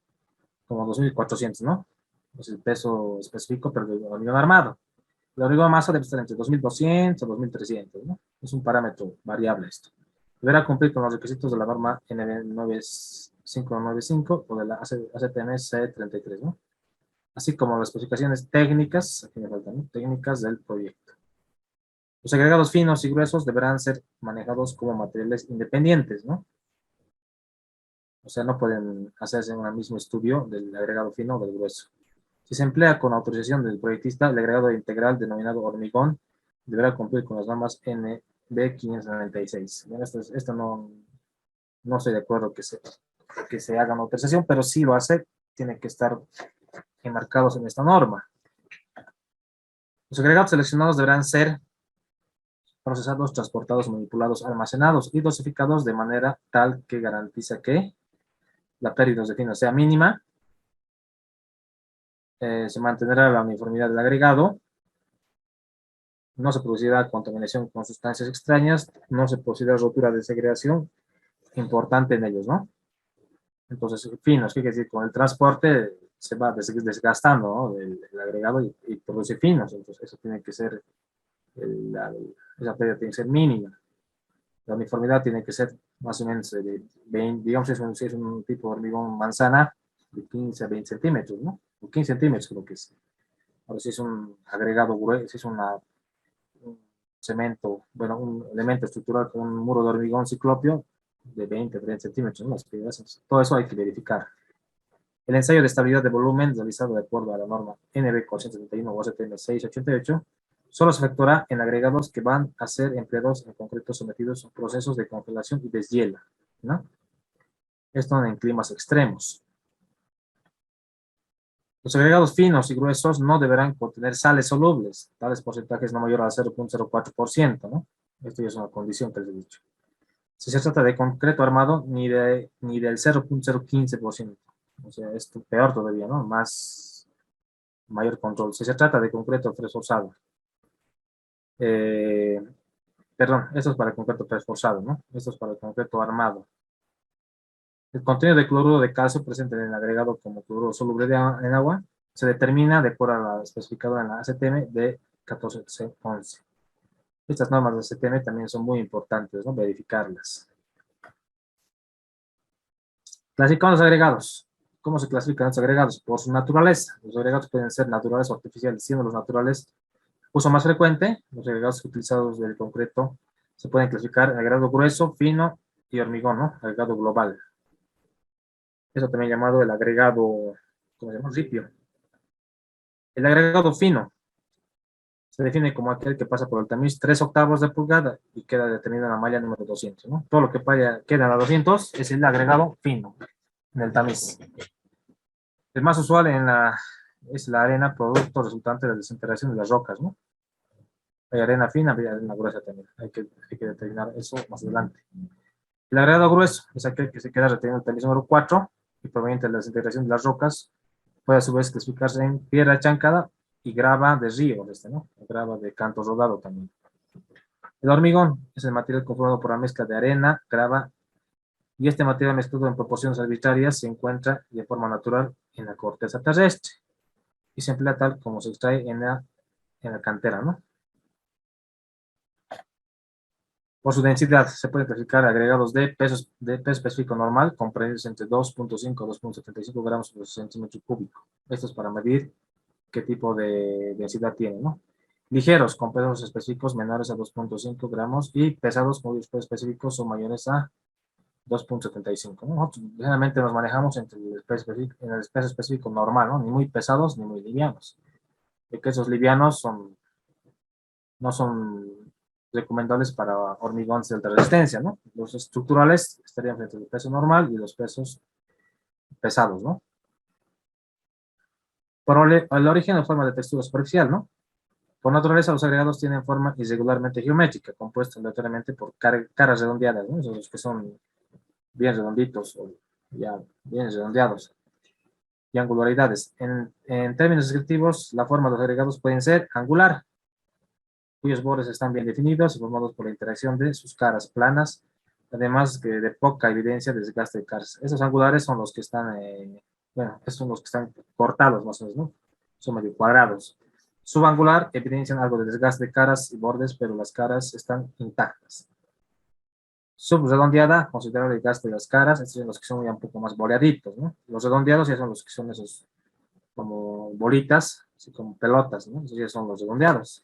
Muy redondeadas ya son los que parecen bolones, esos ya casi no se ve mucho, pero sí, hay agregados. Respecto a la textura superficial, estas pueden ser lisa, áspera, granular, cristalina, vítrea. La textura superficial depende de la dureza, tamaño del grano y las características de roca original, ¿no? La forma y la textura del material pueden influir altamente en la resistencia a la flexión del concreto. Estas características se deben controlar obligatoriamente en los concretos de alta resistencia. También se pueden afirmar que la forma y textura de las arenas influyen en los requerimientos de agua del concreto. En este caso, ¿qué hormigón es bueno para la resistencia a flexotracción? Sería este que tiene la superficie áspera, ¿no? Ya que va a poder adherirse mejor al hormigón y no va a poder ser tan frágil, ¿no? Va a poder mejorar las condiciones de este hormigón. En cambio, en una lisa, fácilmente se va a desprender de la roca y va a poder, no va a adquirir la resistencia requerida, ¿no? Por el tamaño del agregado. Según su tamaño, los agregados de concreto se clasifican en agregados finos y gruesos, ¿no? Arenas y piedras. Proceso de producción del agregado, ¿no? Eliminación de capas no explotables, rocas estériles, degradadas, alteradas, cubiertas vegetales, etcétera, ¿no? Extracción de los materiales sin consolidar, explotación mixta. Entonces se puede sacar una cantera, o se puede hacer de un lugar donde esté suelto, digamos, el material, se puede sacarlos. Esto es como decir los ríos, ¿no? Extracción de materiales consolidados. Suelen utilizarse material de explosivos para lograr fragmentación de la roca, los cuales son transportados después en dumpers, o sea, en cargadores o fajas transportadoras. Transporte a la planta de tratamiento. Claramente se trata de que las canteras se encuentren lo más cerca posible a la obra de ser necesario, ¿no? Entonces, para hacer una producción de hormigón en una carretera, tiene que identificarse la cantera de agregados para producir un hormigón en sitio, ¿no? Con una planta móvil de paso, ¿no? De carretera. El transporte puede ser mediante fajas transportadoras o con camiones o dumpers también, lo mismo. El tratamiento de los agregados. A fin de obtener agregados con las características deseadas, se pueden distinguir las siguientes etapas, ¿no? El chancado o trituración. ¿Qué es mejor, un hormigón chancado o uno con canto rodado? A ver, ¿alguien me puede decir eso? Mientras explico, para disminuir los tamaños de las partículas empleados, para ello hay equipos como chancadores de mandíbula, ¿no? O percusión, cono, giratorios o molinos de bolas u otros. Hay diferentes tipos de chancadoras. Intercalados entre las actividades de chancados aparecen los equipos de clasificación que nos permiten seleccionar las partículas del material, ¿no? De acuerdo a sus tamaños separados entre los que pasan y que no pasan, ¿no? Para hacerlo tamizado. Muchas veces va a ser necesario lavar el material para eliminar el exceso de finos. Se destruye y queda harto fino, ¿no? Entonces hay que sacar todo el fino y tiene que quedar solamente este tipo de chancado, ese tipo de grava, que puede alterar la adherencia de materiales como la resistencia principalmente, almacenamiento y envío. Entonces hay que tener cuidado que los agregados estén libres de sus finuras. Daniel dice, agregado triturado. Ya, está bien, el chancado es mejor, pero ¿por qué? Tiene una ventaja y tiene una desventaja el triturado. La ventaja es que como son caras, varias caras, entonces hay más pasta de hormigón que se adhiere en los lados de este triturado. Pero ¿cuál es la desventaja? Digamos? Puede tener mayor resistencia, que entra mayor pasta. En cambio, en un canto rodado entra en el perímetro y abarca menor cantidad de cemento. Eso se ha comprobado. Entonces, si bien este triturado puede tener mayor resistencia, pero tiene mayor costo, ¿no? Entonces, si utilizamos un agregado de canto rodado con eh, una superficie bastante áspera o de buena consistencia en la superficie que tiene, ¿no? Para que pueda adherirse a la pasta, entonces nos va a servir bastante y no necesitamos el chancado, ¿no? Aparte que este es mucho proceso de triturar y es más caro. ¿Dónde estábamos?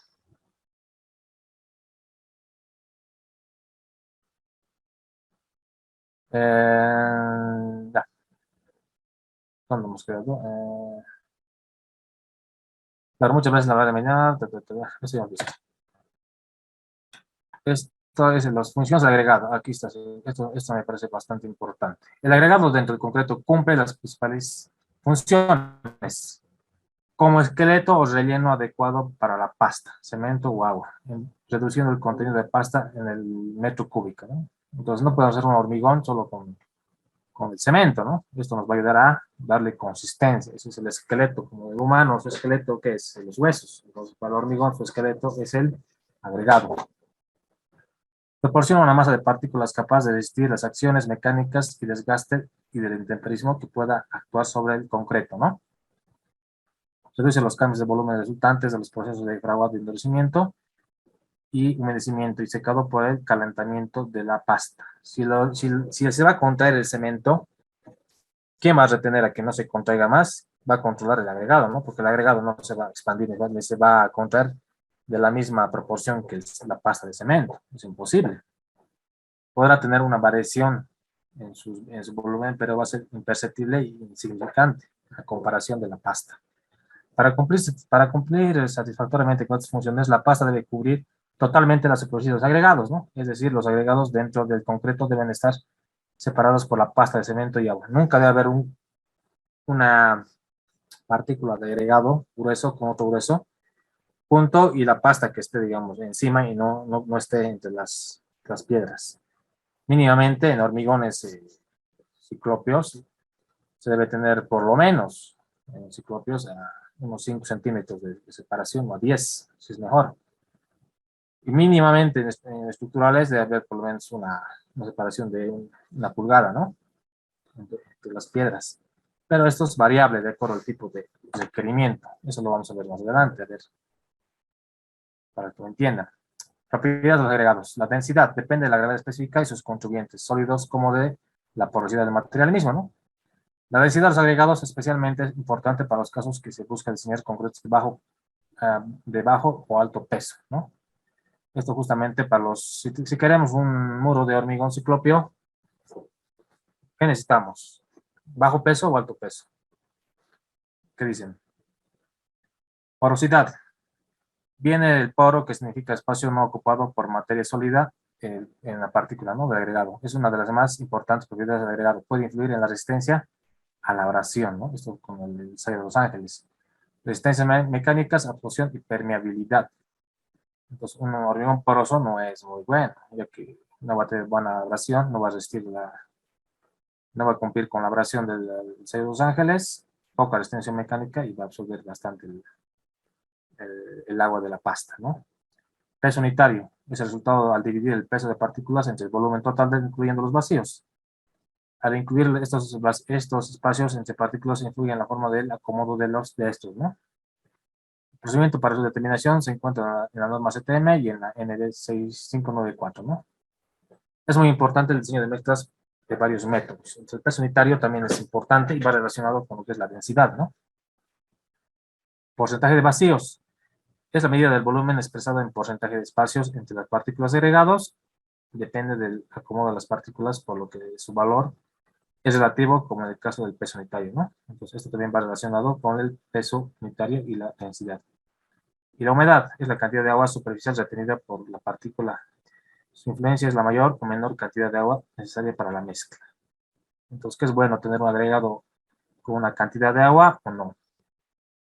Si el agregado está con una cantidad de agua y le metes la pasta, bueno, la pasta va a hidratarse, puede chupar una cierta parte de la cantidad de agua, ¿no? Pero va a quedar una agua retenida en el agregado, entonces nunca se ve, ¿no? Que el agregado esté totalmente sumergido en el agua y se saca y se pone hormigón, se deja secar al sol, cero de agua, entonces de ahí recién se hacen las dosificaciones sin cantidad de agua, ¿no? Por lo general, lo que realmente debe hacer es, los agregados deben utilizarse generalmente con un porcentaje mínimo de agua, ya que la mezcla de hormigón y colocando la dosificación de agua que se requiere, esto puede variar la resistencia, ¿no? Pues no es recomendable. Pero aquí los maestritos utilizan, ¿no? La grava medio húmeda, la arena medio mojada, le meten y le ponen agua y van ahí viendo. Lo que no se debe hacer, ¿no? Para eso es este curso, para que sepan utilizar bien cada uno de estos componentes. La resistencia, que es lo más importante en este caso.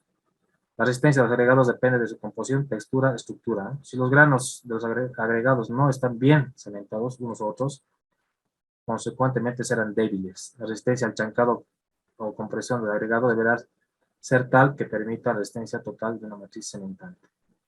Aquí les decía también, ¿no? Para los hormigones, no me ha dicho nadie, que es importante que sean más pesados o menos pesados para un hormigón ciclope. Siempre tiene que ser más pesado, ¿no? Por el hecho que un hormigón ciclopio funciona con peso propio para retener un empuje. Tenacidad. Esta característica está asociada a la resistencia al impacto del material. Está directamente relacionado con la flexión, angulosidad y textura del material. O sea, cuando se dice que un material es tenaz, es cuando soporta un impacto grande y no se va a quebrar. Si se, si se impacta y se mantiene casi intacto, entonces es un material más tenaz. Dureza. Se define como la dureza del agregado si su resistencia a la erosión o variación, en general el desgaste, que es el sello de Los Ángeles, partículas depende de sus constituyentes, ¿no? Entre las rocas empleadas de concreto deben ser más resistentes al proceso de abrasión, esta es la abrasión, desgaste, ¿no? Se tiene, la erosión, y pueden ser el cuarzo, la cuarcita, rocas densas de origen volcánico o rocas silicosas. Cuando vean una grava que tenga cuarzos, o cuando vayan a un canto de río, vean que la grava hay bastantes cuarzos, ese es un buen agregado, ¿no? Presencia de cuarzo quiere decir un buen agregado, ya que este cuarzo es más duro que la misma roca. Módulo de la elasticidad. Es definido como el cambio de esfuerzos con respecto a la deformación elástica, ¿no? Considerándose como una medida de la resistencia del material a las deformaciones. Sin embargo, el concreto experimentará deformaciones, por lo que es razonable intuir que los agregados también deben tener elasticidades acordes al tipo de concreto, ¿no? El valor del modo de elasticidad además influye en el escurrimiento plástico y las contracciones que puedan presentarse en el concreto. Bueno, el modo de elasticidad más que todo se los puede manejar como una combinación del agregado y del cemento, ¿no? En sí, el concreto como tal. No tanto, no se puede medir mucho en los agregados este modo de elasticidad, pero sí se pueden hacer pruebas. Si alguien quisiera hacer una tesis sobre esto, la influencia del agregado, del modo de elasticidad en el agregado, digamos, para un hormigón, en elasticidad, para un pavimento, no sé, de mayor durabilidad, algo así. Alguien puede ser un proyecto de grado interesante, ¿no? Teniendo en cuenta la elasticidad que puede tener un agregado. Agregado fino. Se define como agregado fino aquel que es proveniente de la desintegración natural o artificial de las rocas, ¿no? Que pasa por el tamiz 9.5, o sea, 3/8 de pulgada, el 100% del material, y que cumple con los límites establecidos en la NB 598. Pues siempre síganse la norma, ¿no? El agregado fino puede consistir de arena natural o manufacturada, una combinación de ambas. Sus partículas serán limpias de perfil preferentemente angular, duras, compactadas y resistentes. El agregado fino deberá estar libre de cantidades superficiales de polvo, terrones, partículas escamosas o blandas, esquistos, pizarras, sales u otras sustancias dañinas. Uno cuando ve una arena con esa capa blanquecina, ¿no? de salitre, como sal, es igual ya contaminada. Uno cuando agarra la sal, perdón, la arena agarra con su mano, hace la abrasión de esta manera, como ven, Y si ven que aquí les queda una mancha así como de tierra, esa arena no sirve tampoco. Está contaminada con demasiado lima. El agrado fino deberá estar graduado dentro de los límites indicados en la NB 598, ¿no? Es recomendable tener en cuenta lo siguiente. La geometría seleccionada deberá ser preferentemente continua con los valores retenidos en las mallas 4, 8, 16, 30 y 35 y número 100 de la serie de Tyler, ¿no? Es donde sacamos las geometrías para los agregados. El agregado no debe de tener más del 45% en los dos tamices, consecutivamente cualquiera que sea, ¿no? En general, es recomendable que la gradometría se encuentre dentro de los siguientes límites. Estos son los límites de gradometría para agregados finos. Bueno, 3 octavos, 100% que pasa, el número 4, 95, 100%, hasta el número 100, ¿no? Que pasa al 2 al 10%. El porcentaje indicado para las mallas 50 y 100 podrá ser reducido hasta el 5% por 0 si el agregado es empleado en concretos con aires incorporados, cuyo contenido será mayor a 280 gramos, ¿no? Si es un hormigón de mayor resistencia. O concretos en aire incorporados con 300 kilogramos. Entonces es una condición simplemente, no voy a hacer hincapié en eso. El módulo de fineza o de finura se mantendrá entre los límites más o menos del 0.2 del valor asumido por la selección de proporciones de concreto, ¿no? Siendo recomendable el valor asumido entre C230 y 310. Si excede este límite, debe ser menor a los 0,2%. Esto ya es trabajo de supervisor, ¿no? Para ver esta condición. El porcentaje de partículas inconvenientes de agregado fino no deberá exceder los siguientes límites. Lentes de arcilla o partículas desmenuzables, ¿no? Esto lo puede determinar el material fino, digamos, que pasa por 200, porcentajes del 3 a 5%, del carbón, si estuviera presente, 0.51%, ¿no? Es un laboratorio, justamente. Bueno, vamos a agregado grueso. Se define como agregado grueso el material retenido por el tamiz 4.75, número 4, ¿no? Y pasante por la malla número 3, en 100%. Y cumple con los límites establecidos en la NB 598, ¿no? El agregado grueso podrá constituir la grava natural o triturada, como ya hablábamos, piedra partida o agregados metálicos naturales o artificiales. ¿Cuáles son los agregados artificiales? ¿Alguien me puede decir? El agregado grueso empleado en la preparación de concreto livianos podrá ser natural o artificial, ¿no? ¿Cuáles son los artificiales? El agregado grueso deberá estar conformado por partículas limpias, ¿no? De perfiles preferentemente angular o semi-angular, duras. Ve, aquí es preferentemente, ¿no? Justamente esto los digo por la pasta. Entra menor pasta acá. Compacta, resistente a la textura, preferentemente rugosa, rugosa o áspera, ¿no? Las partículas deben ser químicamente estables y deberán estar libres de escamas, tierra, polvo, limos, humos, sales u otras sustancias dañinas.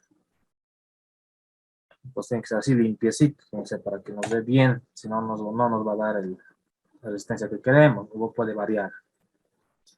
El agregado grueso deberá estar graduado dentro de los límites especificados en la NB 610 o la norma CTM 633. Esta norma deben conocerla muy bien, los cuales están indicados en la siguiente tabla. Es recomendable tener en consideración lo siguiente: la geometría seleccionada debería ser de preferencia continua, ¿no?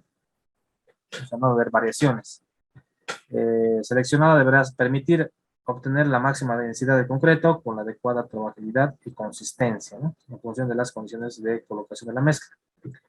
Esta geometría seleccionada no deberá tener más del 5% de grados retenido en la malla número 1,5 y no más del 6% en la malla 1/4. Esto es el análisis granulométrico, que vamos a verlo con los ejemplos que voy a presentarles en el módulo 3. Voy a mostrarles algunos granulometrías de laboratorio. Vamos a ver cuál es su dosificación y nosotros lo vamos a dosificar en el programa para que ustedes vean con mejor, de forma más práctica, ¿ya? Para que no se compliquen tanto. Bueno, aquí es la granulometría del agregado grueso, que viene desde el 2, 1/2 a 1 pulgada, hasta el 3 octavos, en la tamiz número 8, ¿no? Y los porcentajes en las diferentes, estos son los tamaños nominales, aquí están los porcentajes que pasan, ¿no? Desde las 3 pulgadas hasta el número 16. Entonces es una granulometría para un agregado típico grueso. No vamos tampoco a hacer hincapié en eso, simplemente para mostrarles. El tamaño máximo nominal de agregado grueso no deberá exceder el mayor de 1/5 de la menor dimensión entre caras de los encofrados. ¿Qué quiere decir esto? 1/5, o sea, 1 entre 5, ¿no? en la menor dimensión de las escalas agregadas entre el espesor de estos dos cofrados, ¿no? Un tercio del peralte de la losa. Si la losa es de 20, un tercio, ¿cuánto es? 7 más o menos, ¿no? Entonces no debe pasar de 7. Eso es lo máximo. Pero no, en general no se utiliza eso, ¿no? 3/4 del espaciamiento libre entre barras de refuerzo. 3/4. Entonces 0,75, ¿no? De la barra de refuerzo. Porcentaje en partículas inconvenientes de agregado grueso no deberían exceder los siguientes valores. Arcilla 0,25. Entonces ya saben, si hay arcilla más de 0,25 no sirve. Partículas deslizables 5%, material fino que pasa por el 201%, carbón y lignito, cuando el acabado superficial del concreto es importante, ¿no? 0,5 y 1%.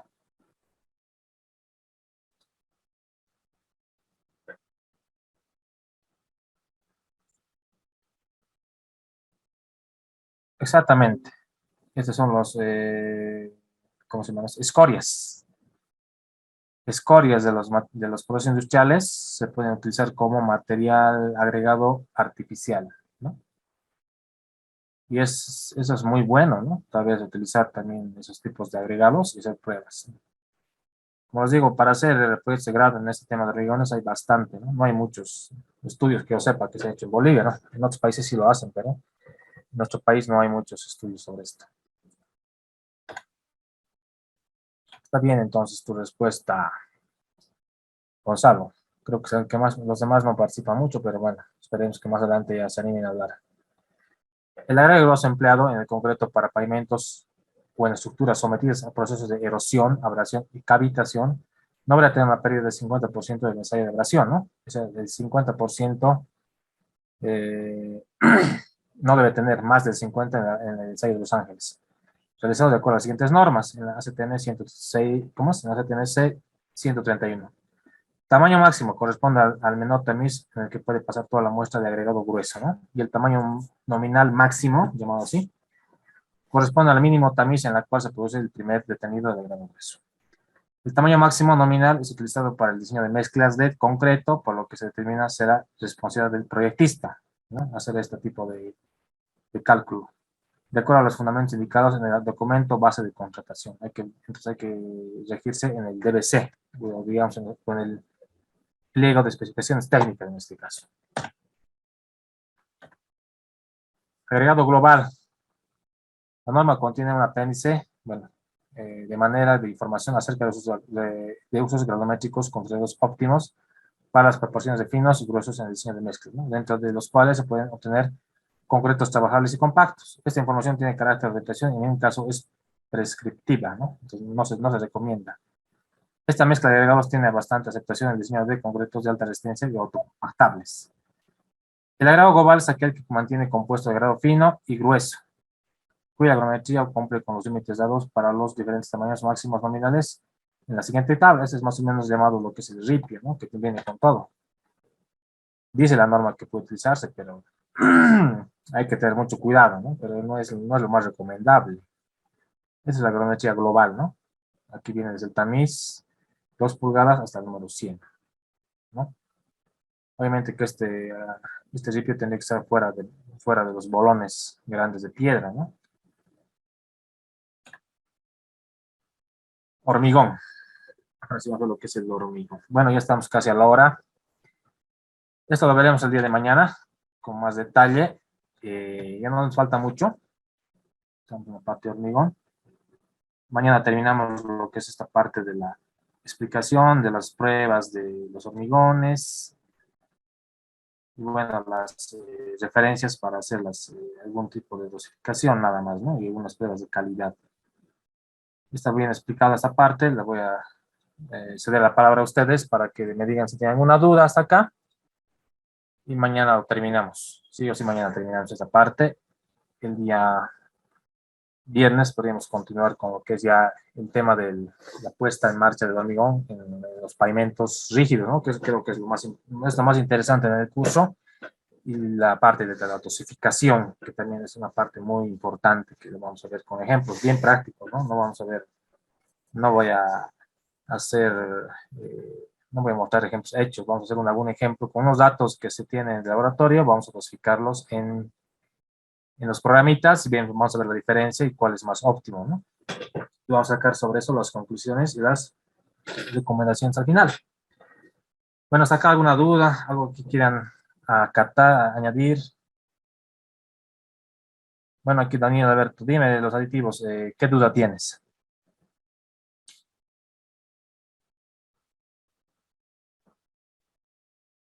Acelerante probado, ya dime, cuál es tu duda exactamente?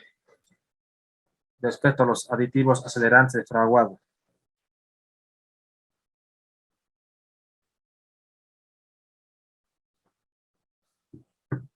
Exactamente, ¿cuál sería tu duda, Daniel?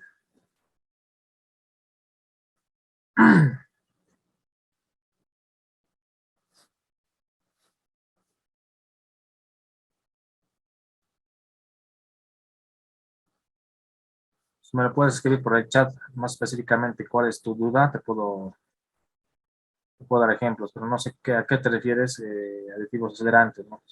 ¿Cuál ha sido la duda o qué es lo que quisiera saber sobre estos aditivos? Si no hay alguna otra pregunta más, a ver.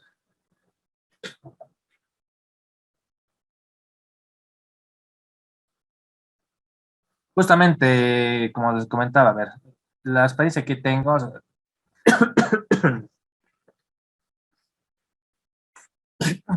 un segundito,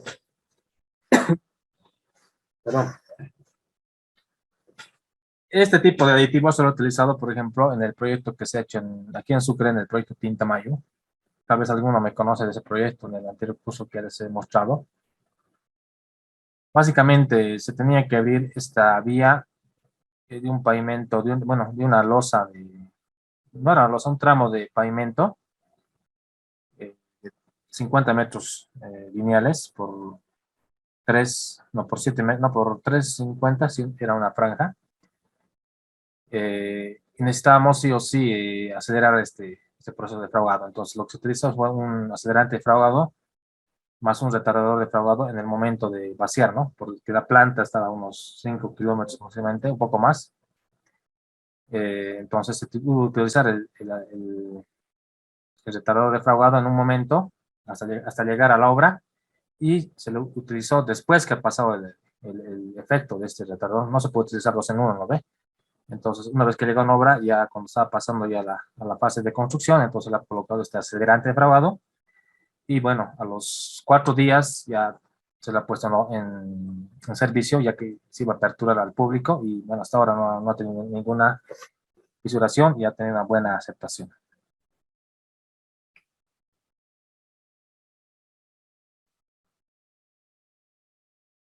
Claro, en pavimentos utilizamos generalmente el de 30, IP30 nomás. Si vamos a utilizar un hormigón armado para losas de aproximación en puentes, lo más recomendable es utilizar un IP40, ¿no? Ya que esto, por el tema de la junta que va a haber la transferencia de cargas entre una losa de aproximación y el tablero del puente y mejorar las condiciones del paso de una losa a un tablero de puente es utilizar este tipo de hormigón de 40. Climas fríos. El de climas fríos, generalmente se utiliza el incorporador de aire, ¿no? Ya que cuando como lo explicaba, ¿no? Si este agua llega a una temperatura muy fría, se va a expandir el agua, ¿no?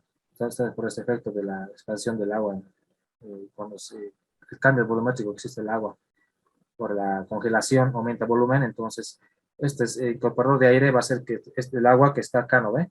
Y acá está la coquera, o el espacio de aire en el hormigón, va a hacer que se expanda y no va a romper la estructura de cristales de la pasta. Entonces va a funcionar de una forma normal, ¿no? Entonces, para climas fríos lo mejor es utilizar un aditivo de incorporador de aire. ¿Está de acuerdo? Juan Salguero. Juan Quispe, ¿no? Creo que también te he respondido.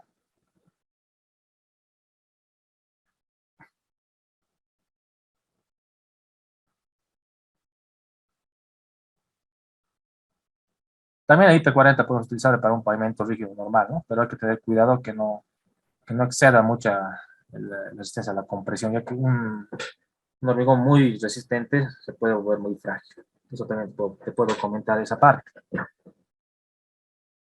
espero que les haya respondido sus preguntas. Si tienen alguna duda más, tengo un par de minutos, o si no, ya...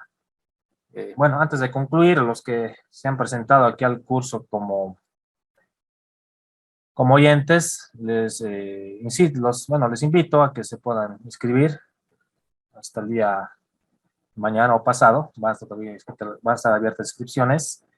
Como les digo, se les va a poder dotar de estos dos programas que vamos a hacer algunos ejemplos bastante prácticos. Alguna duda que tengan también alguna inquietud que tengan vamos a poder absorber.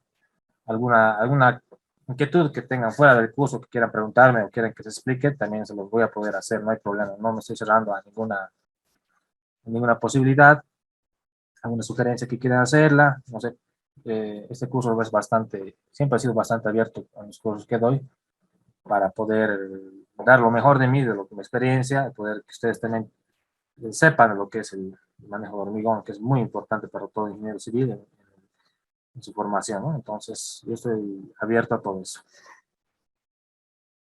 Aquí hay una preguntita más a ver. Debido a la necesidad de liberación de tránsito en los puentes, se realiza el mantenimiento en las juntas de habitación. Losas de... a ver, debido a la necesidad de liberación de tránsito en los puentes, ¿no? Si se realiza el mantenimiento en las juntas de dilatación, ¿no?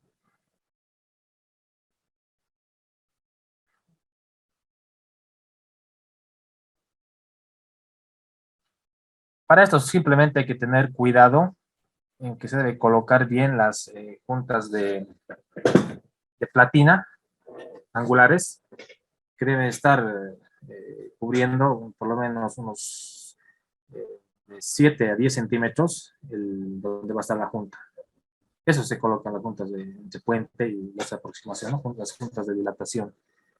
Y a esto se le coloca los elastoméricos, ¿no? Para que eso funcione de forma de amortiguación y aparte evitan que entre el agua hacia la losa. Eso es lo que se puede hacer. Pero aditivo no te va a ayudar nada poder, para poder crear la junta, ¿no? Eso hay que colocarlo bien con una platina de angular y listo. Y con eso ya no tenemos problema. Eso se hace sí o sí en las juntas de aproximación entre una losa y un tablero puente.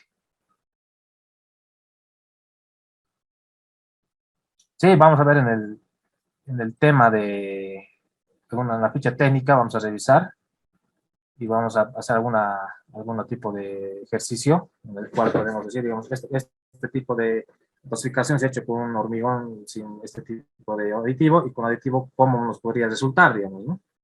Bajando la cantidad de agua, pero eso ya es como te digo, un ejemplo teórico o empírico, ya que no podemos comprobar cuánto va a bajar, ¿no? O cuánto manejable puede ser un hormigón con la pasta, eso solo va a ser en la práctica, pero de forma empírica podemos hacer un ejercicio de eso, no te preocupes, Wilson, eso lo podemos hacer, pero eso más adelante, no con ansias, vamos a hacerlo con calma, tenemos tiempo, 2 semanas. Bueno, buenas noches a todos.